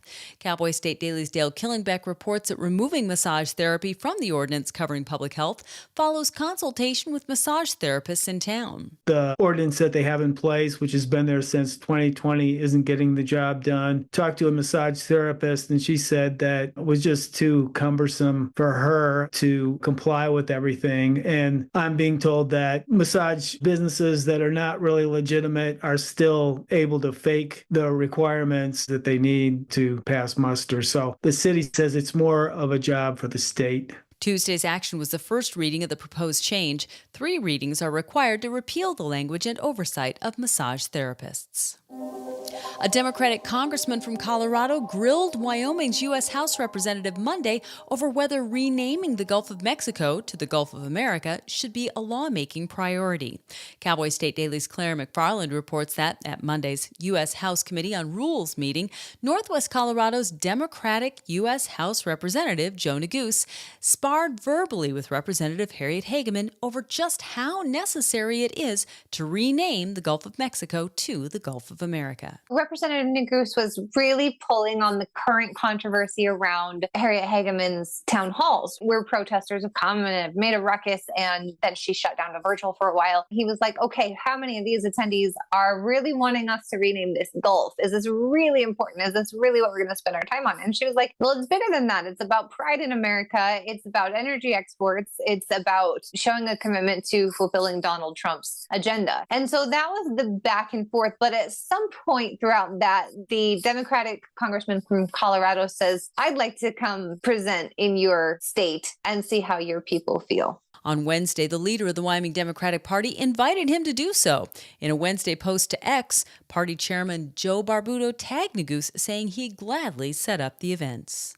I'll be back with more news right after this. May is High Blood Pressure Education Month in Wyoming, as heart disease is our state's leading cause of death. Are you tough enough to know your numbers? Check out a blood pressure cuff kit provided by the University of Wyoming Center on Aging at your local library. Available in all 23 counties and 67 libraries. Don't be a statistic. Be tough enough to know your numbers. Learn more at uyo.edu/WYCOA. Well, for the first time in many years, Wyoming is poised to have a nice day on Mother's Day. The National Weather Service is forecasting partly sunny skies and temperatures in the high 70s and low 80s throughout Mother's Day weekend. That's the nicest the weather has been on Mother's Day for the last few years, according to Cowboy State Daily's Andrew Rossi. Cowboy State Daily meteorologist Don Day always says that we have to get past Mother's Day to be done with winter weather. Based on his assessment, it doesn't look like we're going to be getting any persistent winter weather post Mother's Day. There was widespread snow in Wyoming over the last week, but Day can't say if that'll be the last snow this season. However, the prognosis is positive. And that's today's news. Get your free digital subscription to Wyoming's only statewide newspaper by hitting the daily newsletter button on cowboystatedaily.com. I'm Wendy Core for Cowboy State Daily. Most hiring algorithms would scream me out. Some bosses couldn't see me as a leader. I've run this place for 20 years, but I still need to prove that I'm more than what you see on paper.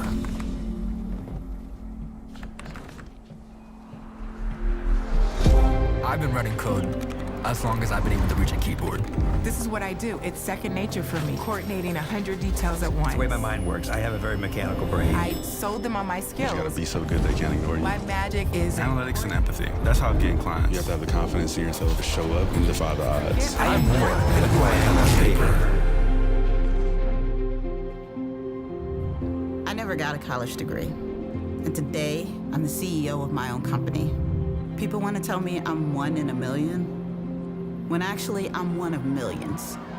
Stars are all around us. It's time for them to shine.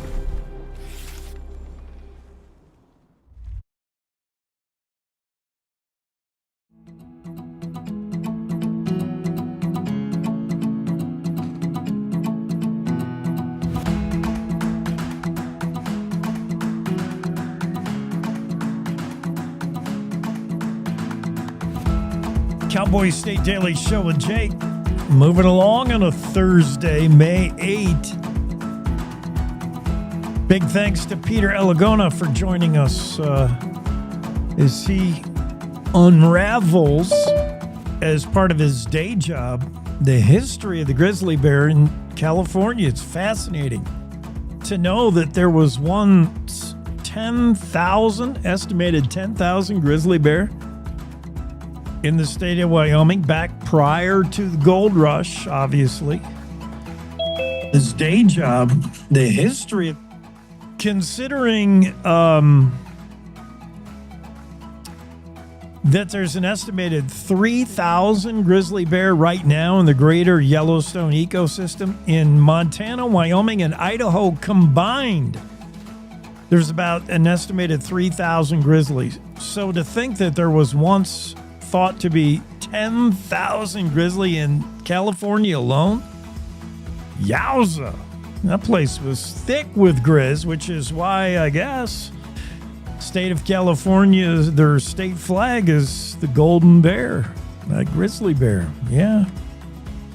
Let's get into the Zoom room, and it's Renee Jean. Renee, what are you doing? Oh, not a whole lot, Jake. It's Thursday. Mark Cuban advises that we start hoarding toilet paper. Hoarding toilet? Why does he think we need to hoard toilet paper? Pass that along. He said the first boats, the first slow boats from China are arriving in the Los Angeles port right now.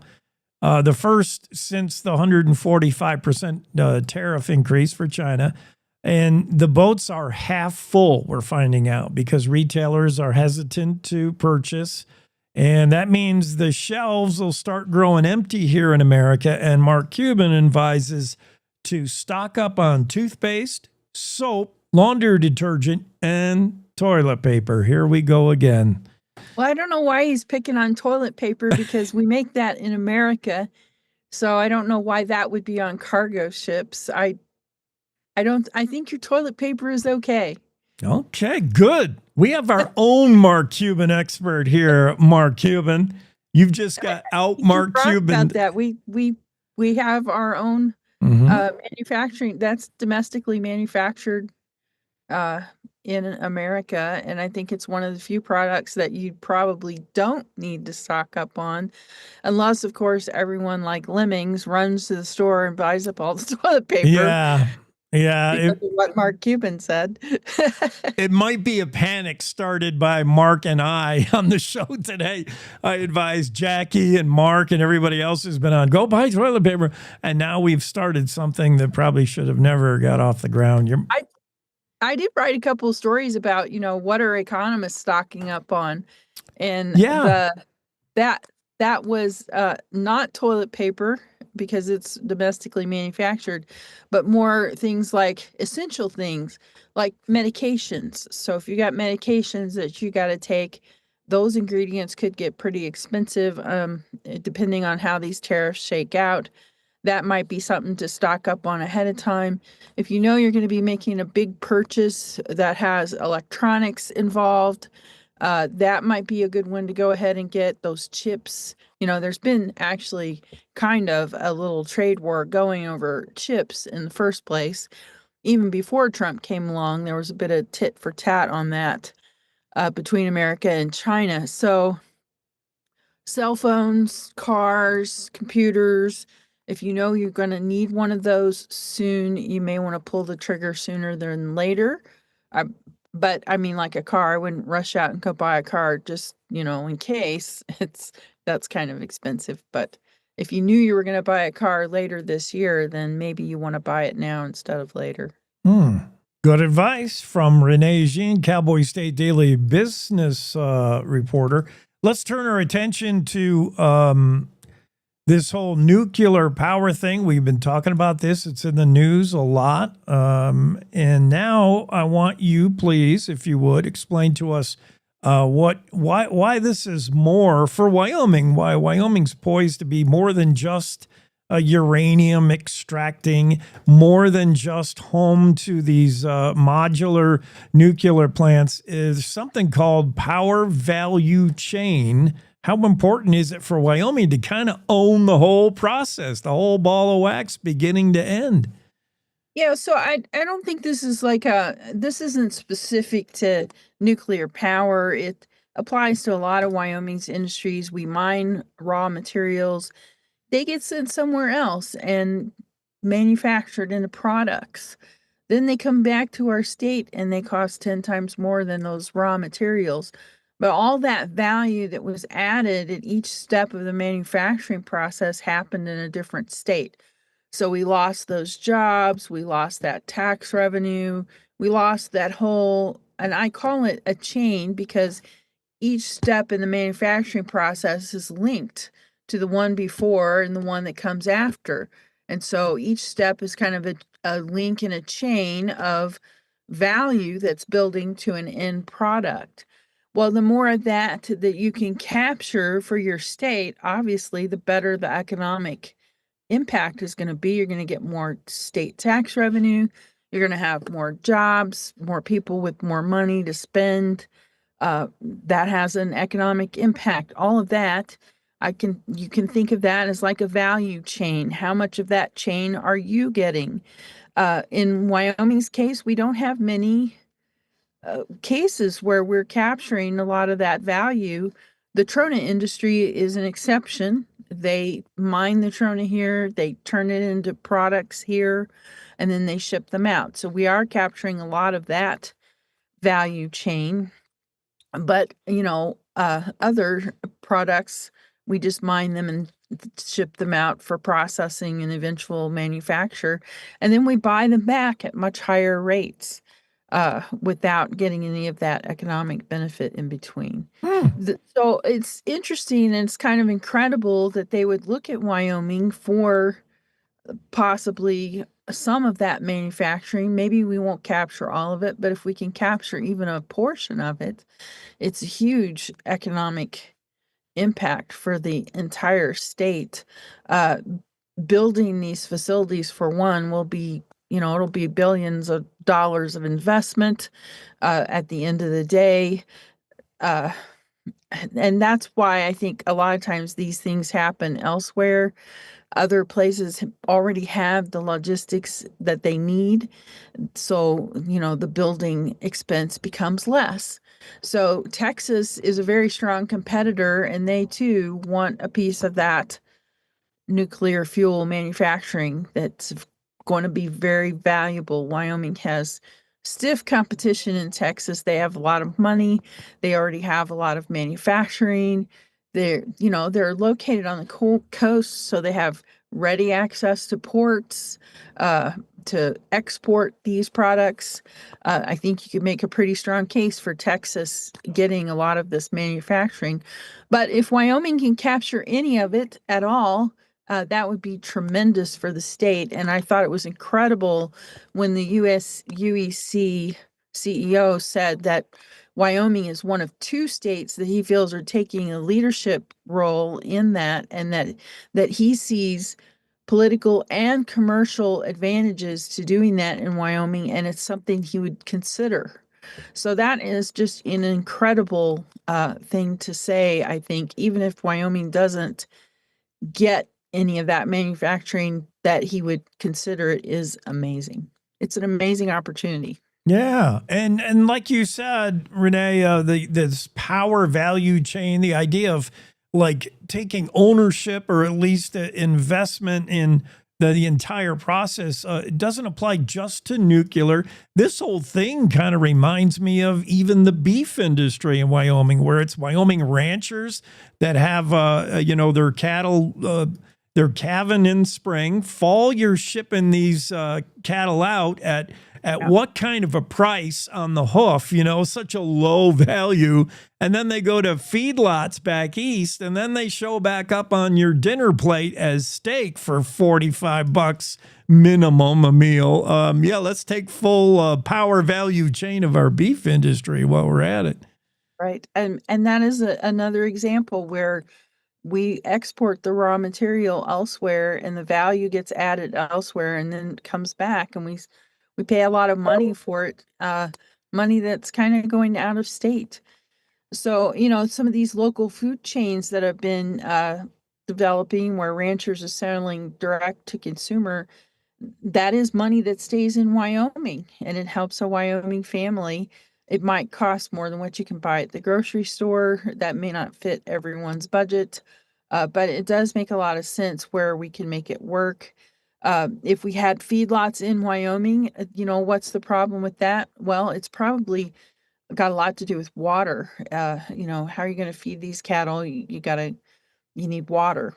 And I was told when I was in Montana that that's part of the reason they don't have feedlots in Montana. We export them out elsewhere where it's easier to feed them, fatten them up, and then we send them to like a place like Kansas. Tyson Foods has that big slaughter center there. I think they told me they kill 50,000 cattle there a day. Another Renee story. I love what Amanda McGrew is doing with the Grable K-Bar Motel vintage retro. What a cool look. She's almost done. This is 2 years in the remaking, a do-it-yourself effort in Grable. I can't wait to go to Grable and stay at this motel, the K-Bar. These rooms that she's done, they really are pretty cool. I'm trying to find that story. That was one I did over the weekend, right? I love this place. Let's see. Oh, there it is. Yeah. But so, the outside doesn't look too different yet, Jake, but she's planning to paint and landscape this summer. So things are going to start to look a little different from the outside. But on the inside, all of these rooms have been redone. They've just been completely transformed from what they were. I visited her when she was just starting that, and she had completed like one room, and the change between what was and what is now, it's really amazing. You have to but they're tiny, they're still kind of small rooms. They're hard to take good pictures of. Yeah. It doesn't quite impact as much as when you're standing there and seeing, the work that's been done and the craftsmanship, and her skills as an interior decorator too kind of evolved, I think, over the project and got better. So the rooms actually got even better from what I had seen in the beginning. I love the idea of her cowboy room with the big shower curtain. It's got the life-size cowboy riding. Oh, what a cool room. Yeah, it's cool. Now, how did Amanda, I think you mentioned this maybe in a previous story, how Amanda came to own this place and why it is now her passion. Well, she, that's kind of its own story, all in and of itself, Jake. She was living in California. I think she was a teacher or coach or something like that. And she just didn't feel like she fit in. So she started to look for a new place to live. And one of the things she did was she started following like small town rodeos. That brought her right into Wyoming and eventually led to her buying the K-Bar Motel. Of course, Grable has that great Days of 49, which is a cool small town rodeo. But there are other small town rodeos around her. And so while she's been working here, she's just kind of fallen in love with Grable and has decided to make it her permanent home now. So I that's love a it. pretty cool story in and of itself, I think. I love what you're doing with it, Amanda. And next time I'm in Grable, I know where I'm staying at the K-Bar. Thanks, Renee. You should have her on your show, maybe. She's funny. Hey, that's a good idea. Give me her email. I'm gonna reach out. Yeah. If you can get her to come on and talk Okay. about it. Because she's not done yet either. She's working on giving little houses in Grable a facelift. So she's already got one that she's doing, and she's planning on doing some others. I like her eye for the retro and the kitschy, and like she's got a real good feel for it. It speaks to me anyway. I love it. I'll connect you guys by email and see if we can get her to come on the show. Great idea. Cool. Thank you, Renee. Have a great Thursday. All right. You too. Bye-bye now. Cowboy State Daily Show continues. We're going to get Ask Abby into the room right after this quick break. To the Teton Range, Cheyenne to Sheridan, Rawlins to Ralston, Cowboy State Daily Morning Show covers the state like no other radio show or podcast. We love Lovell. We're eager to share the stories of Story Will Crow About Crowheart and Yodel Over Yoder. Whether you make your home in Sweetwater, Chugwater, Powder River, or Green River, the Cowboy State Daily Morning Show will make you feel right at home. Jeffrey City, Atlantic City, we see you. Little America, Big Piney, you're on our radar. Howdy, Wapiti, Meeteetse, Shoshone, Ten Sleep, good morning. Welcome, Torrington, Riverton, Wheatland, Lusk, Lingle, Lander, Timber, Casey, Kerwin, Moorcroft, Mountain View, Moose, Fort Bridger, Fort Laramie, Fort Washington, Hannah, Hudson, Hewlett, Dayton, Daniel, and DuBois. We are east of Weston, west of Midwest, north of Newcastle, and south of Sundance. Border to border, we love Wyoming and every one of its communities, bar none. This is the Cowboy State Daily Radio Network. Meet Norm. He lives with anxiety, but with the help of this latest innovation from Be Normal, he can be normal, just like everyone else. With the swipe of a finger, you can project happiness, confidence, machismo. Why settle for being real when you can be normal? The Normal Maker, new from Be Normal. This item doesn't really work because there's no such thing as normal. We're all different. What we like, how our brains work. In fact, 1 in 5 of us live with mental illness. Don't filter who you are. Start by talking to someone you trust. And remember, there is no normal. Nestled between Casper Mountain and the North Platte River, you'll find the heart of Wyoming. With a bustling downtown centered around our outdoor haven, Casper is for adventurers, freedom seekers, and rule breakers who find beauty off the beaten path. So if touchable history, a vibrant community, and uninterrupted outdoor recreation define your travel itinerary, allow us to welcome you to the one and only Casper, Wyoming. Plan your trip at visitcasper.com. Love is a lesson that doesn't end. It knows no conditions, so you better buckle in. Love keeps you on your toes. It never stops, only grows. Love isn't easy. It's a commitment. Especially when they're being their most resistant. Love is being prepared for the journey ahead. Love doesn't let any concerns go unsaid. Love is finding the right seat so you can take a breath. But remember, love isn't lax. It always double checks. Check that your kids are in the right seat at nhtsa.gov/the right seat. Love protects.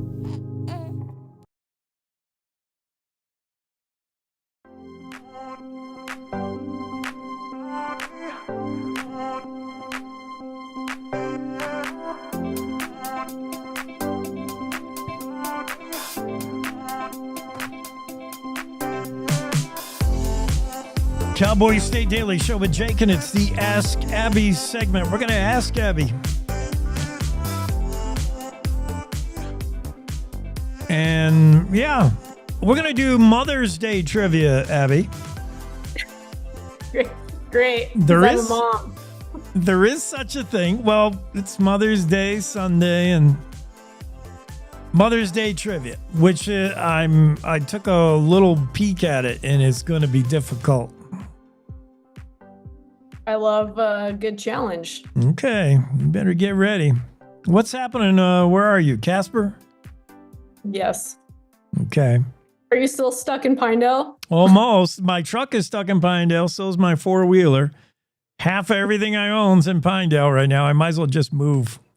And that's what I told Chauncey. I went to see Chauncey, and I said, my truck's broke down here.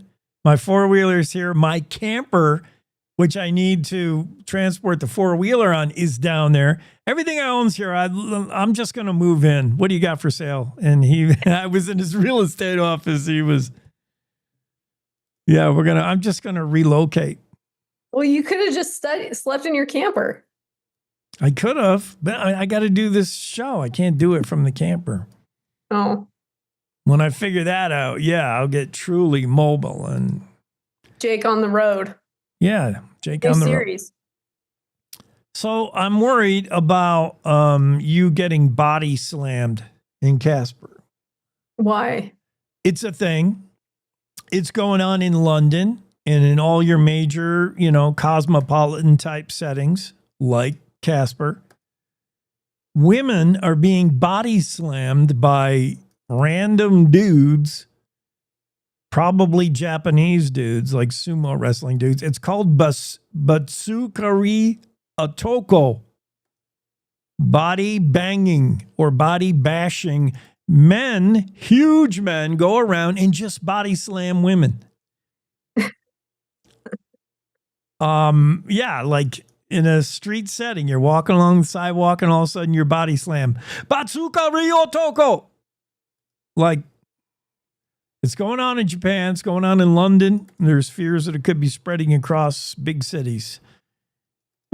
Young ladies being victimized by body slammers. Yeah, but remember where I'm from.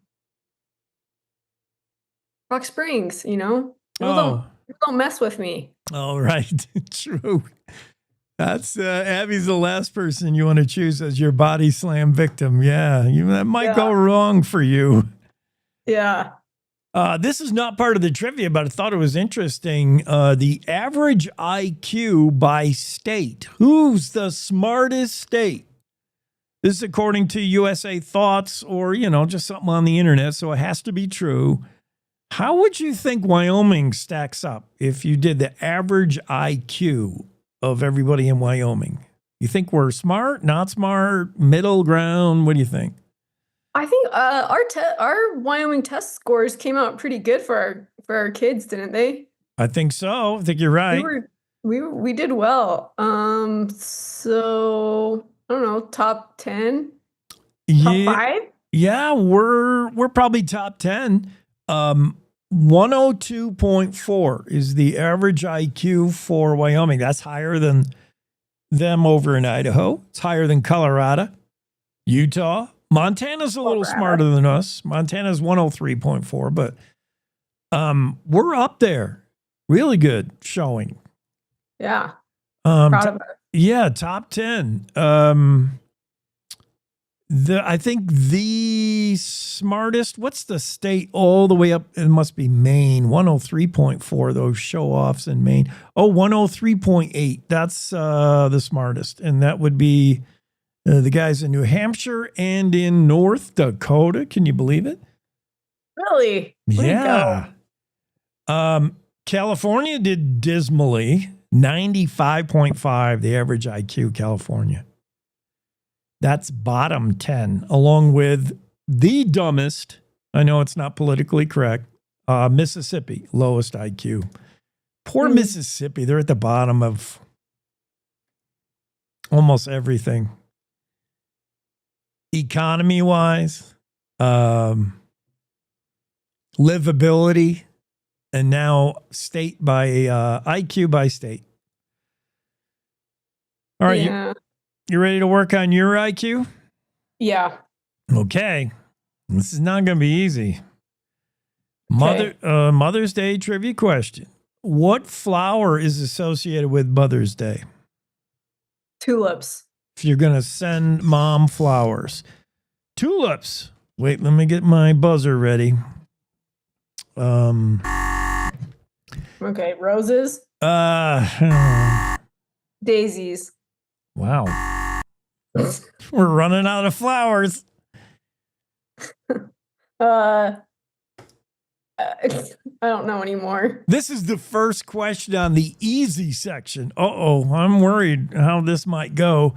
Carnations, I guess, are Mother's Day flower. Carnations. Wow. That's like what you get. Like, I mean, nobody likes carnations. I don't even know what a carnation looks like, but I mean, they're kind of like the cheapest flower, I think. yeah, well, I mean, this is not the guy getting his girlfriend flowers. That would be roses. This is the son getting his mom flowers. So, yeah, you're going to go cheapo, probably. Well, I mean, any flower is nice. I'm not being mean against carnations. Sorry. May 8th, 2025. Abby being mean on carnations. Yeah, sorry. Not just flower discrimination here. Let's go to the Bible. First book, Genesis. Who's known as the first mother? Oh, I don't know. I should know that. I've been going to church, every day, every Sunday for however long. Yeah. The first mother would be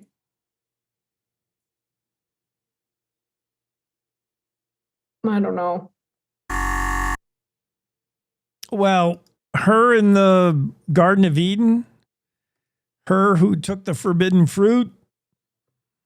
Oh, yeah. Eve. Oops. Yes, correct. Eve, considered the first mother. Yeah, there was no mothers before Eve, right? Yeah, I should have known that for sure. Okay, ballparking. How many weeks is the average pregnancy?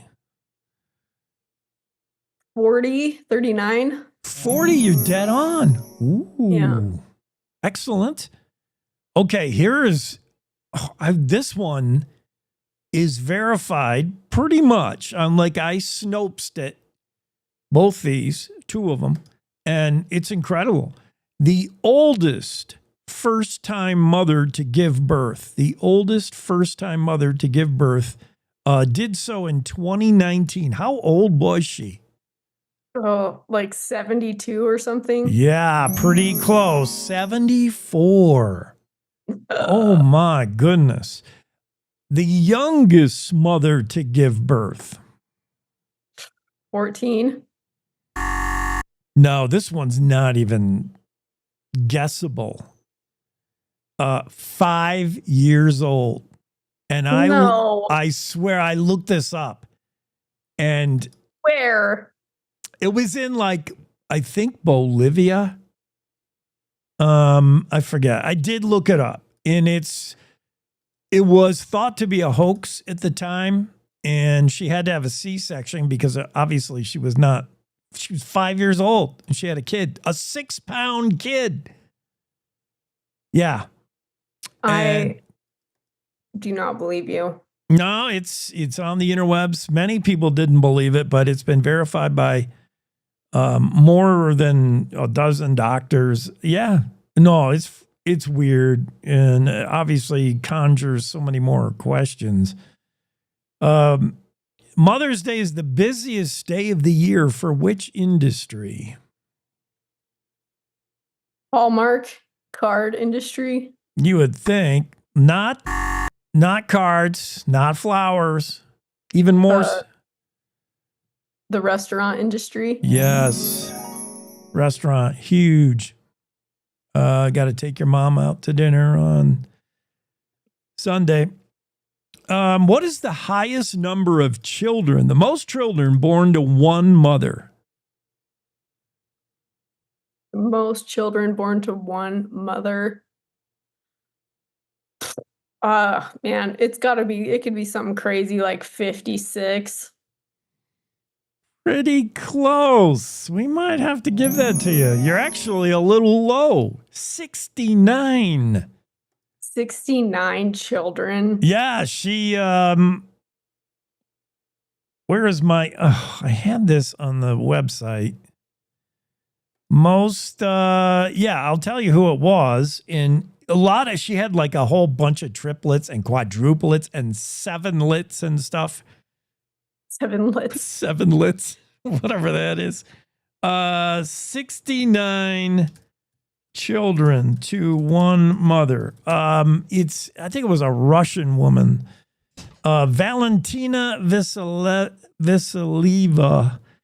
16 pairs of twins, 7 sets of triplets, 4 sets of quads. Yowza. Yeah, Russian. Wow. They all have the same dad? 69. I believe so. Wow. And yeah, it's been Snopes. Did one woman really give birth to 69 children? BBC, Snopes, several places have verified it is. This Russian peasant back in the mid 1700s. That's wild. That's 69 cards and carnation, bouquets of carnation and dinners. That's crazy. Let's see. What else did I have? I have some more good ones. Hold on. What are the odds? Just ballpark it. What are the odds of a woman giving birth to twins? Human woman. Like 1 in 1,000. No, it's actually more likely than that. 1 in 33. Oh, really? Yeah, 33 to 1 odds of giving birth to twins. What's in the United States? You know, now a lot of women, a lot of couples are foregoing kids altogether. A lot of women are getting married later in life. Some are putting off kids in favor of a career, whatever. So this age has gone up and up and up. But what's the average age for a first-time mom in the United States? 38. Oh, wow. 38? I don't know. That's pretty high. I mean, you got to figure some moms are having kids, you know, when they're 19, 20, 21. Okay, 30. Like that's closer. 27. Okay, 27. Yeah. Let's see. Okay, we have just some crazy numbers. How many phone calls will be made on Mother's Day?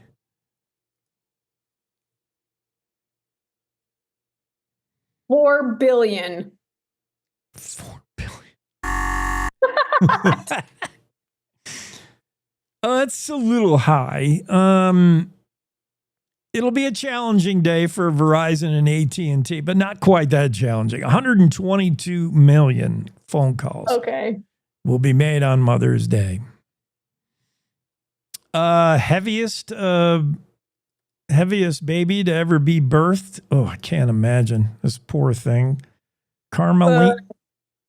19 pounds. That's pretty close. 22-pounder.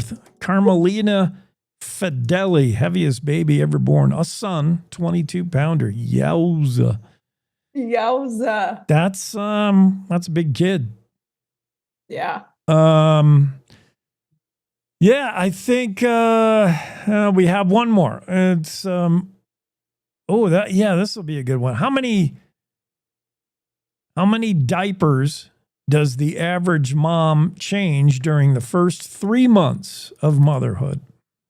Oh man, that's got to be some quick math. So it's probably like 8 a day. Times 8 a day times 30. There's 30 days in a month. Yeah. 8 times. So 30 times 8 is what? 160. 30. Is that right? I don't know. I'm bad at math. This is after we said Wyoming has one of the highest IQs. Here's 2 Wyoming people, and we can't do simple math. Wait, no. No. Wait, 8 a day, 8 times 30, 240, right? 8 times. No, 240 a month. And this is 3 months. Yeah. So by Abby's math, we should be coming up with 720 diaper changes. And you are almost dead on. 700 is the average diaper changes for a mom during the first 3 months. Wow. Look what we arrived at by math. Yeah. Look what you arrived to by math. You use math. You mathed it out. You totally mathed it, man. The math was mathin', and you were dead on with it. Ari, you did very well. Thank you for your... Oh, I don't know. I was going to play a game show kind of sounder saying, thanks for playing. Yeah, that was really good, Abby. You did excellent. Thank you. Thank you. Proud of myself. Yeah, you should be. All right, what else is happening? Anything? Did you talk about the incredible Casper headline? What was it? You didn't read it? Well, Casper's always in the news for something. Was Casper hopes for happy ending by deregulating massage parlors. I saw that. Yeah, that's its own Cinemax channel right there. The happy ending. I joked about that with me and Greg had some joking about that. The story is by Dale Killingback, and I told Greg there's no way Dale came up with that headline or would have used that headline. Not that he couldn't come up with it, but that sounded a lot like Greg or Jimmy, like an editor. Yes, Casper hopes for happy ending by deregulating massage parlors. Tongue in cheek all the way with that one. Yeah, it made me laugh. They had fun in the newsroom. That was cute. They're having fun in the newsroom. We haven't even had time to get to that story. We'll probably have to let people know what that was about. Dale Killingback's story, though, with a yes. I see where that headline's going. Yeah. And then Casper's gearing up for the 2-5 fishing tournament started today, I believe. Oh, yeah? Are you part of that? I help out a little bit shuttling the guys around. Yeah. From the events. So I do a little bit of that. So. Yeah. You should be doing that. You got to take me fly fishing someday. Yeah, well, you are a little far away from the oil city. Next time you're in Sublette County, I can do that. Yeah. I'll meet you. Actually, I'll be going, maybe I'll be driving through your city on Friday, tomorrow. I got to go to Gillette for a rodeo, but I need a truck. So we'll see. Oh, you going to hit up JB while you're up there? Yeah, maybe. At the Camplex. When's his thing? His thing's at the end of the month, right? Yeah. I won't have a lot of time, but I would love to see JB Zilke up there in Gillette. Well, he might be at that rodeo. He might. He was a cowboy. I know. He'd be a little aged out. This is for high school kids. Big high school rodeo at Gillette this weekend. Excited. Fun. Yeah. You're announcing it? Yeah. In theory, I need that truck. Oh, man. Yeah.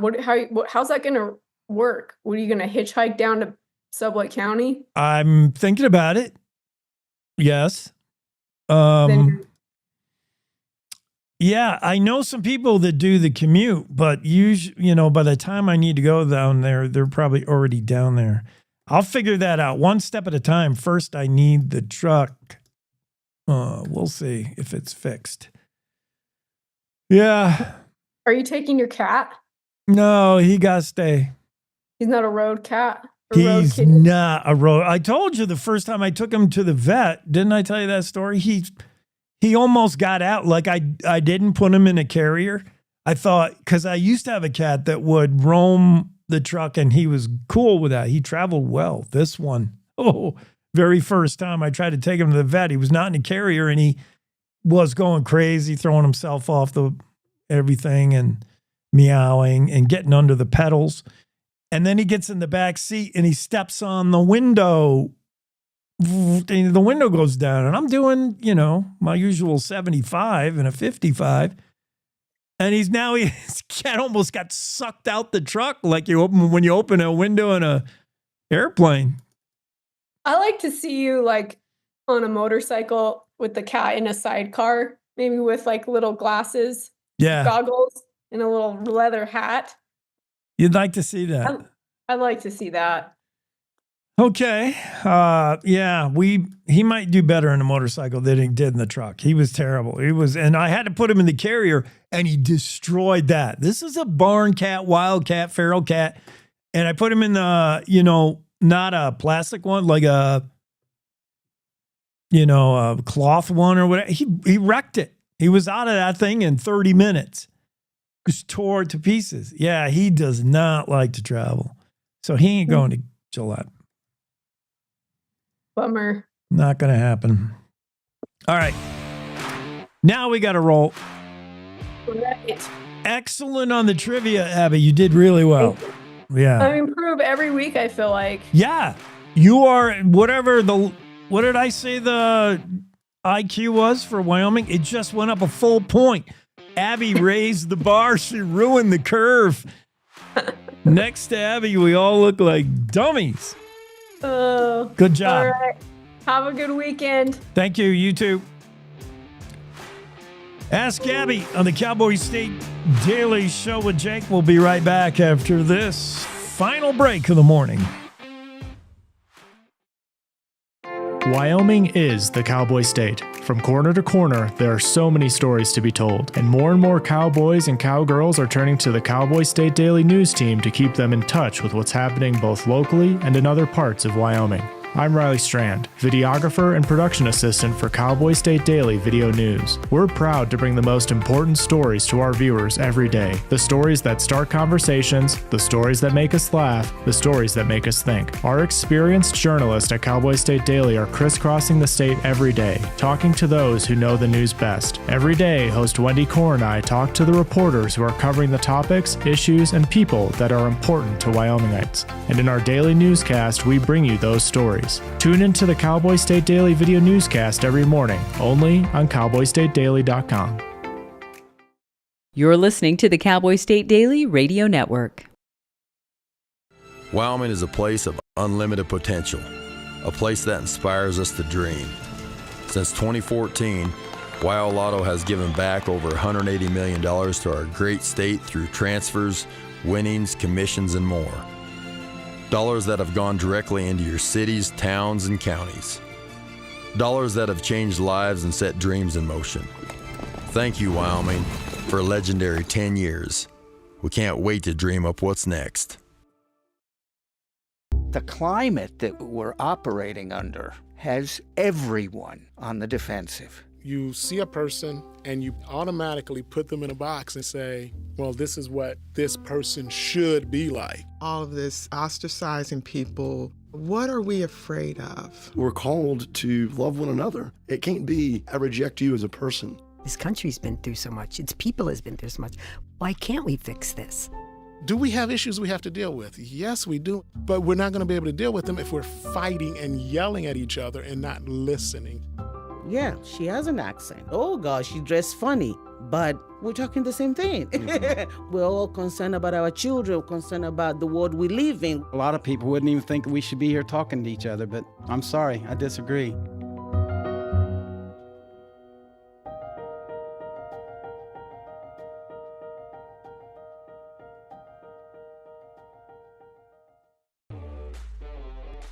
Year after year, we continue to serve new neighbors across our state. For over 40 years, our trust in wealth management services have grown our roots in Casper. And now we're excited to have offices in 3 Wyoming cities.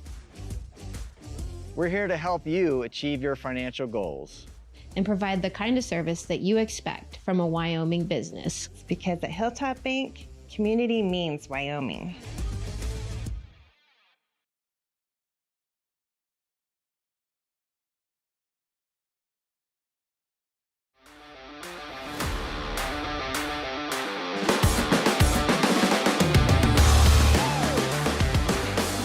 Cowboy State Daily Show with Jake, and you heard Abby talking just prior with the Ask Abby segment about her favorite headline of the day, maybe the best headline of 2025, Abby says.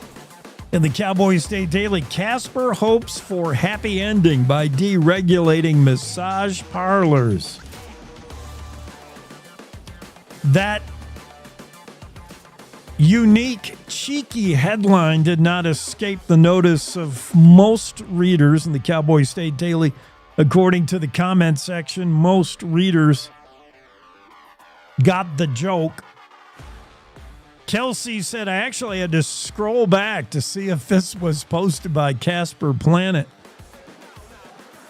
John said the author had to be taking bets to see if he could get this past the editor. Actually, I think it was the case of the editor putting it in the author's story. Not everybody was thrilled with the headline. Lori Ann said this article is a slap in the face to the professional massage therapist, so thanks for that. The story concerns Casper's City Council voting unanimously Tuesday to remove massage therapy businesses from regulation through the city's health ordinances. It's a good move, said massage therapists in general. Most were happy with the change, believing that the current situation regulating massage parlors through the city council was too cumbersome, too impossible to enforce.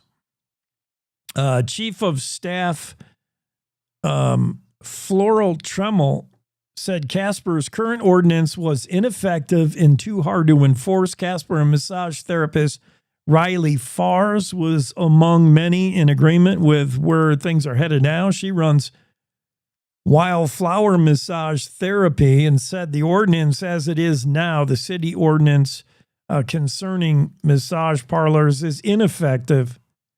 She has discussed this with the city and likes where things are headed now. Fars graduated from an 1,100-hour program at the Boulder College of Massage Therapy in 1997.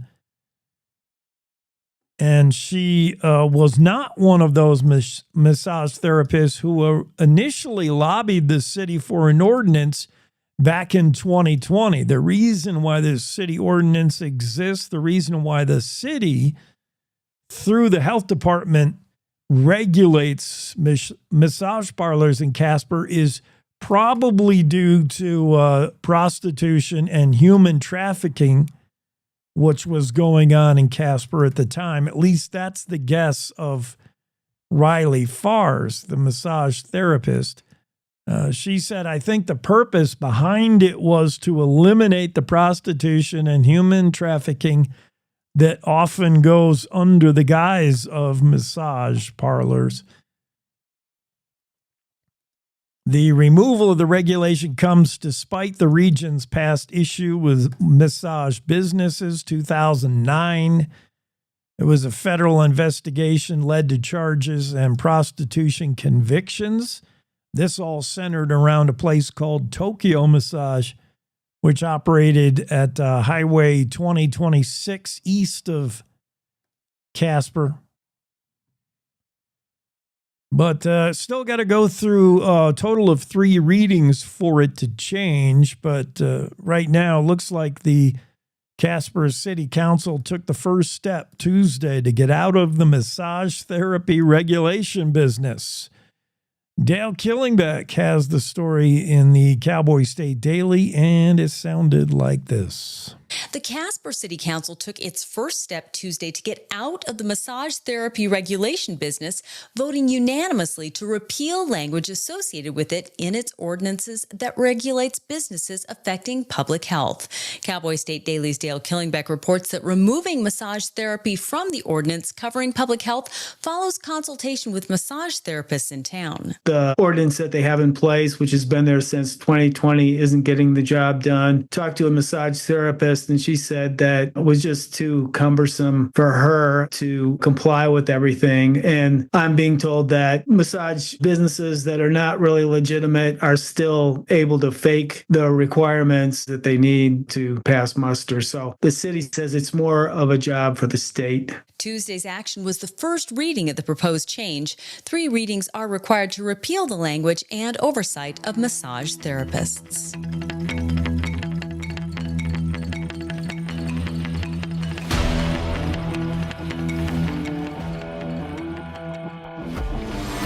Yeah, and that's going to do it for us today as we're out of time on a Thursday of the Cowboy State Daily Show. We discussed a lot of things today. Did the police shooting victim lure Casper cops to her house with a bogus 911 call? Whoever had May 4 in their bison goring bingo card, you're the lucky winner. Yellowstone tourist season officially underway with the first injury by buffalo incident. Are Colorado Wolves trying to get back to Canada? And Representative Harry Hageman asked point blank, is Trump's plan to rename the Gulf of Mexico really top priority? Special guest Peter Alagona talked about grizzly bear reintroduction into California. Could we turn back the clock there, baby? Well, these things and more we discussed on the show. That'll do it for us. Have a great Thursday. See you again tomorrow. Good morning. This is the Cowboy State Daily Morning Show with Jake. The new way Wyoming wakes up.